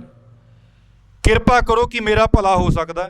ਸਾਰੀ ਕਥਾ ਇਹਨੇ ਸੁਣਾਤੀ, ਜੋ ਜੋ ਹੋਇਆ। ਮਹਾਂਪੁਰਖ ਲੱਗੇ ਕਹਿਣ ਅਜਾਮਲ, ਭਲਾ ਤੇ ਤੇਰਾ ਬਹੁਤ ਮੁਸ਼ਕਿਲ ਹੈ, ਜਿੰਨੇ ਤੂੰ ਪਾਪ ਕੀਤੇ ਨੇ, ਪਰ ਹੁਣ ਇੱਦਾਂ ਕਰੀ, ਤੇਰੇ 6 ਬੱਚੇ ਨੇ, ਤੇਰੇ ਘਰੇ ਜਿਹੜਾ 7ਵਾਂ ਬਾਲਕ ਹੈ ਉਹ ਜਨਮ ਲੈਣ ਵਾਲਾ ਕੁਝ ਸਮੇਂ ਤੱਕ। ਜੇ ਕੋਈ ਬਚਨ ਕਮਾਵੇ ਸੰਤਨ ਕਾ ਸੋ ਗੁਰ ਪ੍ਰਸਾਦੀ ਤਰੀਐ। ਜਿਹੜਾ 7ਵਾਂ ਬਾਲਕ ਜਨਮ ਲਊਗਾ ਨਾ, ਉਹਦਾ ਨਾਮ ਰੱਖੀ ਨਾਰਾਇਣ, ਹੋਰ ਕੋਈ ਨਾਂ ਨਹੀਂ ਰੱਖਣਾ, ਉਹਦਾ ਨਾਂ ਰੱਖੀ ਨਾਰਾਇਣ, ਤੇਰਾ ਭਲਾ ਹੋਊਗਾ। ਇੰਨਾ ਕਹਿ ਕੇ ਮਹਾਂਪੁਰਖ ਤੁਰ ਪਏ। ਉਧਰੋਂ ਅਜਾਮਲ, ਇੱਕ ਤੇ 7ਵਾਂ ਬਾਲਕ ਸੀ, ਉਹਦਾ ਨਾਮ ਨਾਰਾਇਣ ਰੱਖਿਆ। ਦੂਜਾ ਮਹਾਂਪੁਰਖਾਂ ਦੇ ਬਚਨ ਸੀ। ਤੀਜਾ ਇਹਦਾ ਉਹਦੇ ਨਾਲ ਪਿਆਰ ਜ਼ਿਆਦਾ ਸੀ, ਕਿਉਂਕਿ ਮਹਾਂਪੁਰਖਾਂ ਦੇ ਬਚਨਾਂ ਕਰਕੇ ਦਾ ਜਨਮ ਹੋਇਆ ਸੀ। ਉਹਨੂੰ ਪਿਆਰ ਬੜਾ ਕਰਦਾ, ਸਾਰਿਆਂ ਦੇ ਨਾਲ ਜ਼ਿਆਦਾ ਉਹਨੂੰ ਪਿਆਰ ਕਰਦਾ। ਕਦੇ ਉਹਨੂੰ ਗੋਦ ਚੁੱਕ ਕੇ, ਮੋਢੇ 'ਤੇ ਚੁੱਕ ਕੇ ਇੱਧਰ ਨੂੰ ਸੈਰ ਕਰਾਉਂਦਾ, ਕਦੇ ਉੱਧਰ ਨੂੰ, ਮੇਰਾ ਨਾਰਾਇਣ ਮੇਰਾ ਨਾਰਾਇਣ। ਕਦੇ ਉਹਨੂੰ ਗੋਦੀ ਵਿੱਚ ਚੱਕਦਾ, ਰੋਟੀ ਦੀਆਂ ਬੁਰਕੀਆਂ ਉਹਦੇ ਮੂੰਹ 'ਚ ਪਾਉਂਦਾ, ਖਾ ਮੇਰੇ ਨਾਰਾਇਣ ਤੂੰ ਕੀ ਖਾਣਾ ਹੈ, ਤੈਨੂੰ ਕੀ ਚਾਹੀਦਾ ਮੇਰੇ ਨਾਰਾਇਣ। ਇੱਦਾਂ ਕਰੀ ਜਾਂਦਾ ਜਿਵੇਂ ਆਪਾਂ ਬੱਚਿਆਂ ਨੂੰ ਲਾਡ ਕਰਦੇ ਹਾਂ। ਉਹਦੇ ਵਿੱਚ ਇੰਨਾ ਮਸਤ ਹੋ ਗਿਆ, ਇੰਨਾ ਖੋ ਗਿਆ, ਕਰਦੇ ਕਰਦੇ ਕਹਿੰਦੇ ਨੇ ਇੱਕ ਦਿਨ ਐਸਾ ਆ ਗਿਆ, ਇਹਦਾ ਬਿਰਧ ਸਰੀਰ ਤੁਰਨੋਂ ਜਵਾਬ ਦੇ ਗਿਆ, ਮੰਜੇ 'ਤੇ ਲੇਟ ਗਿਆ, ਕੁਝ ਖਾ ਨਹੀਂ ਸਕਦਾ ਚੰਗੀ ਤਰ੍ਹਾਂ। ਘਰ ਵਾਲੀ ਇਹਦੇ ਮੂੰਹ 'ਚ ਬੁਰਕੀਆਂ ਪਾਉਂਦੀ ਹੈ। ਇੱਕ ਦਿਨ ਆਇਆ, ਉਹ ਵੀ ਬੁਰਕੀ ਵੀ ਮੂੰਹ 'ਚੋਂ ਅੱਗੇ ਲੰਘਣੀ ਬੰਦ ਹੋ ਗਈ, ਗਲੇ 'ਚੋਂ। ਕਰਦੇ ਕਰਦੇ ਖੈਰ ਮੈਂ ਨੇੜੇ ਨਿਬੇੜ ਦਿਆਂ। ਉਹ ਸਮਾਂ ਆ ਗਿਆ ਜਦੋਂ ਇਹਦੇ ਸਰੀਰ ਦਾ ਅੰਤ ਹੋਣਾ ਸੀ। ਹੁਣ ਹੋਇਆ ਕਿ ਜਦੋਂ ਅੰਤਮ ਸਮਾਂ ਆਇਆ, ਉੱਧਰੋਂ ਜੰਮ ਲੈਣ ਵਾਸਤੇ ਆ ਗਏ। ਜਦੋਂ ਜੰਮ ਲੈਣ ਵਾਸਤੇ ਆ ਗਏ, ਜਮਾਂ ਨੇ ਇਹਨੂੰ ਆਖਿਆ ਵੀ ਕਰ ਤਿਆਰੀ, ਚੱਲੀਏ। ਜਦੋਂ ਇਹਨੂੰ ਮਾਰਨਾ ਕੁੱਟਣਾ ਸ਼ੁਰੂ ਕੀਤਾ, ਭਗਤ ਤਰਲੋਚਨ ਦਾ ਇੱਕ ਸ਼ਬਦ ਆਉਂਦਾ ਬਾਣੀ ਦੇ ਵਿੱਚ, ਅੰਤ ਕਾਲ ਜੋ ਮੰਦਰ ਸਿਮਰੈ। ਇਹ ਸਮਝਣ ਵਾਲੀ ਗੱਲ ਹੈ। ਮਰਨ ਸਮੇਂ ਜਿਹੜੇ ਬੰਦੇ ਦਾ ਧਿਆਨ ਆਪਣੇ ਮਕਾਨਾਂ 'ਚ ਚਲੇ ਗਿਆ, ਹਾਏ ਮੈਂ ਮਕਾਨ ਬਣਾਏ ਸੀ, ਹਾਏ ਮੈਂ ਕੋਠੀ 'ਤੇ ਇੰਨਾ ਪੈਸਾ ਲਾਇਆ, ਮੈਂ ਛੱਡ ਕੇ ਜਾ ਰਿਹਾ। ਅੰਤ ਕਾਲ ਜੋ ਮੰਦਰ ਸਿਮਰੈ, ਐਸੀ ਚਿੰਤਾ ਮੈਂ ਜੋ ਮਰੈ, ਪ੍ਰੇਤ ਜੋਨ ਵਲ ਵਲ ਉਤਰੈ। ਉਹਨੂੰ ਵਾਰ-ਵਾਰ ਪ੍ਰੇਤ ਦੀ ਜੋਨੀ ਧਾਰਨ ਕਰਨੀ ਪੈਣੀ ਹੈ। ਅੰਤ ਕਾਲ ਜੋ ਲੜਕੇ ਸਿਮਰੈ, ਮਰਨ ਸਮੇਂ ਜਿਹਦਾ ਧਿਆਨ ਆਪਣੀ ਔਲਾਦ ਵਿੱਚ ਚਲੇ ਗਿਆ, ਧੀਆਂ ਪੁੱਤਰਾਂ ਚਲੇ ਗਿਆ। ਹਜੂ ਭਗਤ ਜੀ ਕਹਿੰਦੇ ਨੇ ਅੰਤ ਕਾਲ ਜੋ ਲੜਕੇ ਸਿਮਰੈ, ਐਸੀ ਚਿੰਤਾ ਮੈਂ ਜੋ ਮਰੈ, ਸੂਕਰ ਜੋਨ ਵਲ ਵਲ ਉਤਰੈ। ਉਹਨੂੰ ਵਾਰ-ਵਾਰ ਸੂਰ ਦੀ ਜੋਨੀ ਧਾਰਨ ਕਰਨੀ ਪੈਣੀ। ਅੰਤ ਕਾਲ ਜੋ ਲక్ష్ਮੀ ਸਿਮਰੈ, ਅੰਤ ਦੇ ਸਮੇਂ ਜਿਹਦਾ ਧਿਆਨ ਪੈਸੇ 'ਚ ਚਲਾ ਗਿਆ, ਹਾਏ ਮੇਰੇ ਕੋਲ ਇੰਨਾ ਪੈਸਾ ਸੀ ਮੈਂ ਛੱਡ ਚੱਲਿਆ, ਹਾਏ ਮੇਰੇ ਬੈਂਕਾਂ 'ਚ ਇੰਨੇ ਅਕਾਊਂਟ ਨੇ, ਉਹ ਪਿੱਛੋਂ ਲੋਕਾਂ ਨੇ ਲੁੱਟ ਲੈਣੇ ਨੇ, ਮੈਂ ਚੱਲਿਆ। ਜਿਹਦਾ ਧਿਆਨ ਮਾਇਆ 'ਚ ਚਲੇ ਗਿਆ, ਉਹਦਾ ਕੀ ਹੋਊਗਾ? ਅੰਤ ਕਾਲ ਜੋ ਲక్ష్ਮੀ ਸਿਮਰੈ, ਐਸੀ ਚਿੰਤਾ ਮੈਂ ਜੋ ਮਰੈ, ਸਰਪ ਜੋਨ ਵਲ ਵਲ ਉਤਰੈ। ਨੂੰ ਵਾਰ-ਵਾਰ ਸੱਪਾਂ ਦੀ ਜੋਨੀ ਮਿਲਣੀ ਹੈ। ਪਰ ਹਜੂਰ ਕਹਿੰਦੇ ਨੇ ਅੰਤ ਕਾਲ ਨਾਰਾਇਣ ਸਿਮਰੈ, ਜਿਹਦਾ ਮਰਨ ਦੇ ਸਮੇਂ ਧਿਆਨ ਪਰਮੇਸ਼ਰ ਦੇ ਵਿੱਚ ਚਲਾ ਗਿਆ। ਅੰਤ ਕਾਲ ਨਾਰਾਇਣ ਸਿਮਰੈ, ਐਸੀ ਚਿੰਤਾ ਮੈਂ ਜੇ ਮਰੈ, ਬਦਤ ਤਿਰਲੋਚਨ ਤੇ ਨਰ ਮੁਕਤਾ, ਪੀਤੰਬਰ ਵਾਕੇ ਹਿਰਦੇ ਵਸੈ। ਭਗਤ ਜੀ ਕਹਿੰਦੇ ਨੇ ਉਹ ਬੰਦਾ ਮੁਕਤ ਹੋ ਜਾਊਗਾ ਜਿਹਦਾ ਧਿਆਨ ਅੰਤ ਸਮੇਂ ਪਰਮੇਸ਼ਰ ਵਿੱਚ ਚਲਾ ਗਿਆ ਔਰ ਉਹਦੇ ਹਿਰਦੇ ਦੇ ਵਿੱਚ ਪਰਮੇਸ਼ਰ ਦਾ ਵਾਸਾ ਹੋਊਗਾ। ਜਮਾਂ ਨੇ ਮਾਰਨਾ ਸ਼ੁਰੂ ਕਰ ਦਿੱਤਾ। आख्या चल चलीए तेरे जान का टाइम आ गया। जामे नूं मारदे ने, कुटदे ने, चीका मारदा, पर मूँह दे विचों आवाज़ की निकलदी है, ऐ नारायण तू कित्थे है? नारायण मैनू बचा, देख मैनू ये मार रहे ने, नारायण तू कित्थे है? जामे नूं फिर मारदे ने, फिर कहंदा नारायण तू कित्थे है? नारायण मैनू बचा। मूँह दे विचों इक्को आवाज़ आउंदी है, नारायण नारायण नारायण तू कित्थे है? नारायण तू मैनू बचा, नारायण नारायण नारायण करी जांदा है। जदों नारायण नारायण मूँह चों करी जांदा है, अंत काल जो नारायण सिमरै ऐसी चिंता मैं जो मरै। नारायण नारायण करी जांदा है। ਇਹਦੀ आवाज़ सुन के जम ने ਜਿਹੜੇ दौड़ गए, उधरों देवलोक के ਜਿਹੜੇ देवगण सन वो विमान लैके आ गए। ये कही जाता है नारायण तू कित्थे है? नारायण नारायण करते करते ਇਹਦੀ आत्मा ਇਹਦੇ शरीर विचों निकल के विमान ਦੇ ਵਿੱਚ बैठ के सचखंड ਨੂੰ चलेगी, क्योंकि ਇਹਨੇ महापुरखों का वचन मन्निया। पहला वचन तोड़िया, ठुकराया, ਉਹਦਾ फल भुगतना पिया, पर एक वचन महापुरखों का मन्निया कि बच्चे का नाम नारायण रखी। बच्चे का नाम नारायण रखिया, वो नारायण का नाम लैंदे लैंदे ਇਹਦੀ आत्मा सचखंड ਨੂੰ चलेगी, इस बैकुंठ धाम ਨੂੰ चलेगी। जे को बचन कमावे संतन का सो गुर प्रसादी तरिया। ਇਹ ਧਰ संत जी महाराज संत बाबा ईश्वर सिंह जी राड़ा साहब वाले महापुरख। पढ़ाई खत्म हुई, एक दिन फिर महापुरख संत महाराज संत बाबा अतर सिंह जी रेरू साहब वाले महापुरखों के चरणों के विच गए। फिर इहो जे गए, मुड़ के कदे आए ही नहीं, सदा वास्ते उन्हां दे बन के रह गए। ये सी महापुरखों का जीवन। जीवन दे एक छोटी जी कड़ी, एडे वड्डे महापुरखों का जीवन जे कहिए आपां बयान कर लीए, ये साडी गंदी जबान उन्हां दा जीवन बयान नहीं कर सकती। जिमें परमेश्वर का किसी ने अंत नहीं पाया, एवें संत जी महाराज संत बाबा ईश्वर सिंह जी राड़ा साहब वाले महापुरख, उन्हां दा भी किसी ने भेद नहीं पाया। जो एक पूर्ण पुरख, एक रब्बी अवतार, रब्बी रूह जो दुनिया ते आई सी, दुनिया का भला करके संसार नूं सीधे राह पा के लखां प्राणियां नूं अमृत की दात दे के गुरु चरनां नाल जोड़ के ये संसार तो सदा वास्ते शरीर करके साडे पासों चलेगी, पर आत्मा करके रूह करके जदों तक धरती ये संसार रहूगा। संत जी महाराज संत बाबा ईश्वर सिंह जी राड़ा साहब वाले महापुरखों के नां का जिहड़ा सूरज है वो सदा संसार ते चढ़िया रहना, उन्हें कदे छिपना नहीं, उन्हें कदे डुबना नहीं। आप सारे भागां वाले हो जिन्हां ने संत जी महाराज संत बाबा ईश्वर सिंह जी राड़ा साहब वाले महापुरखों के पावन पवित्र अवतार दिहाड़े ते इस स्थान ते हाजरियां भरियां ने। संत जी महाराज किरपा करन, तुहाडे सारियां दे सिर ते मेहर भरिया हथ रख के तुहानूं सारियां नूं गुरसिੱਖੀ जीवन बख्शिश करन। गुरु घर की सेवा, गुरु घर का सिमरन, गुरु घर की सोझी बख्शण, तुहाडा सारियां दा जीवन सफला करन, तुहाडा सारियां दियां मनोकामनावां सतगुरु पातशाह संपूर्ण कर। पढ़ो धारना, उस तो बाद समाप्ति करिए।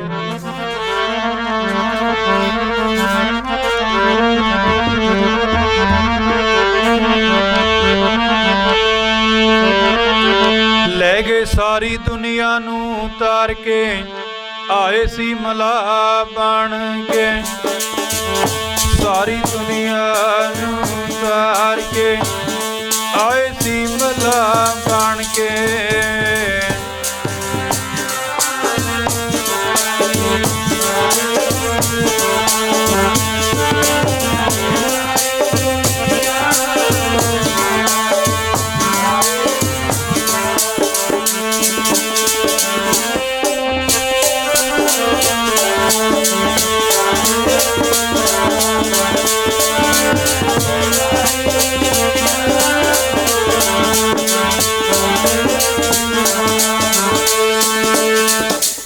सन संत बाबा ईश्वर सिंह जी राड़ा साहब वाले महापुरख। आओ उन्हों की याद दे विच 5-7-10 मिनट का समा सतगुरु गुरु ग्रंथ साहब जी महाराज के पवित्र चरणों के विच हाज़री लवा के संत जी महाराज संत बाबा ईश्वर सिंह जी राड़ा साहब वाले महापुरखों नूं शरधा दे फुल भेंट करिए। वाहेगुरु वाहेगुरु वाहेगुरु वाहेगुरु वाहेगुरु वाहेगुरु वाहेगुरु वाहेगुरु। सारे बोलो।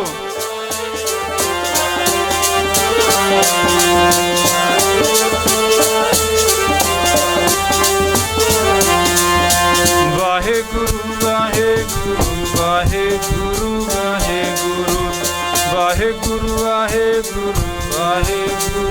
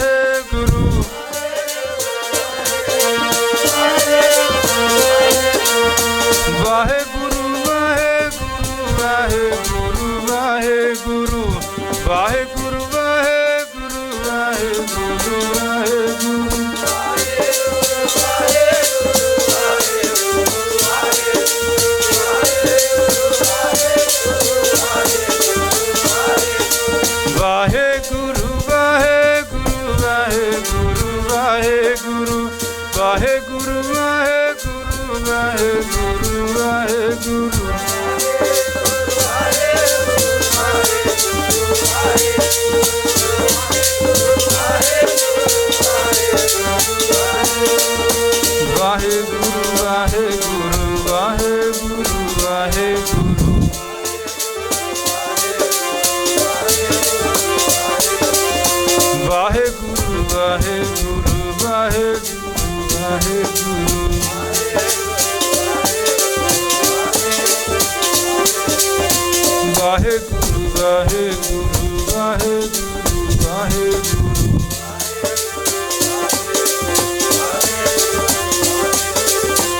ਵਾਹਿਗੁਰੂ ਵਾਹਿਗੁਰੂ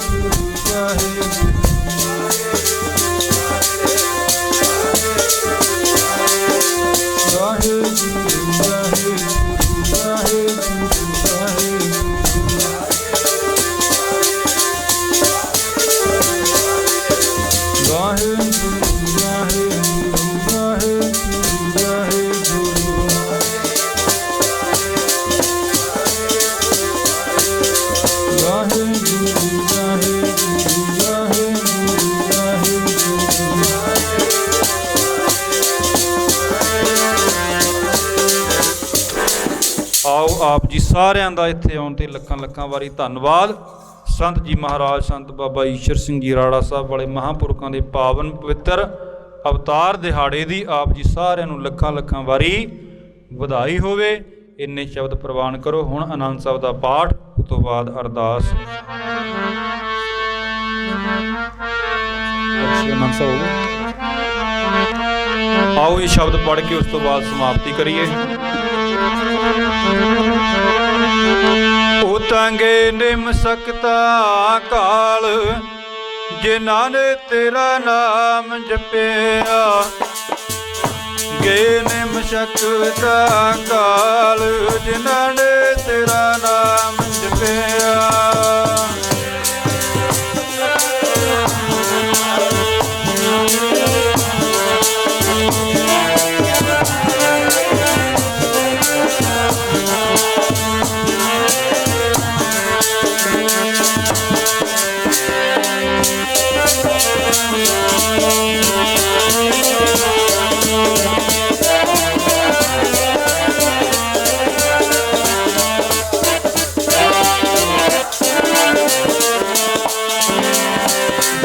ਨਿਮ ਸਕਤਾ ਕਾਲ, ਜਿਨ੍ਹਾਂ ਨੇ ਤੇਰਾ ਨਾਮ ਜਪਿਆ। ਗਏ ਨਿਮ ਸਕਤਾ, ਜਿਨ੍ਹਾਂ ਨੇ ਤੇਰਾ ਨਾਮ ਜਪਿਆ।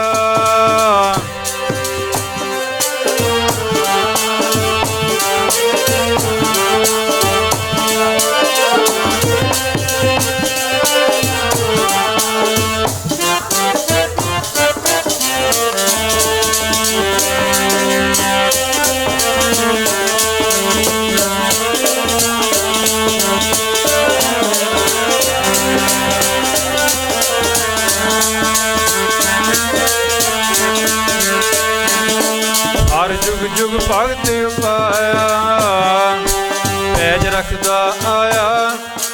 ਹਰ ਨਖ ਦੁਸ਼ਟ ਹਰ ਮਾਰਿਆ।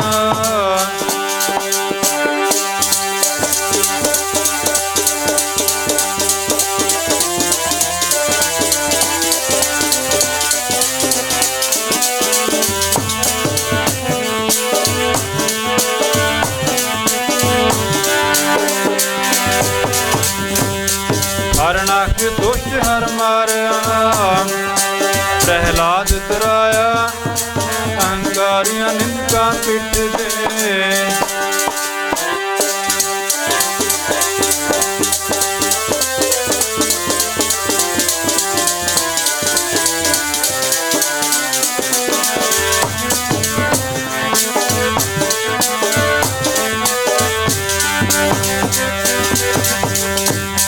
ਅਹੰਕਾਰੀਆਂ ਨਿੰਦਕਾਂ ਪਿੱਠ ਦੇ। ਨਾਮਦੇਵ ਮੁਖ ਲਾਇਆ, ਜਨ ਨਾਨਕੇ ਸਾਰ ਸੇਵਿਆ।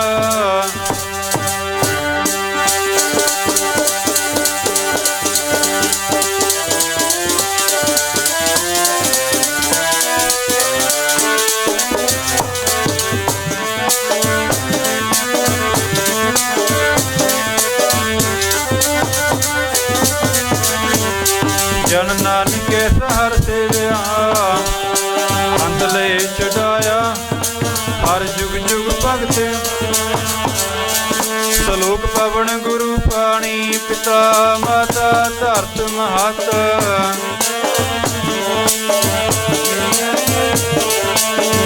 ਚੰਗਿਆਈਆਂ ਗੁਰ ਆਈਆਂ, ਵਜੈ ਧਰਮ ਹਦੂਰ।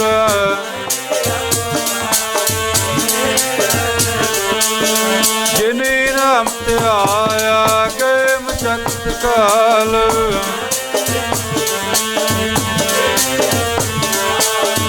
ਜਿਨੀ ਨਾਮ ਤੇ ਆਇਆ, ਗਏ ਮਸਕਤ ਕਾਲ। ਬੋਲੋ ਵਾਹਿਗੁਰੂ ਜੀ ਕਾ ਖਾਲਸਾ, ਵਾਹਿਗੁਰੂ ਜੀ ਕੀ ਫਤਿਹ। ਤੁਧ ਆਗੇ ਅਰਦਾਸ ਹਮਾਰੀ, ਜੀਉ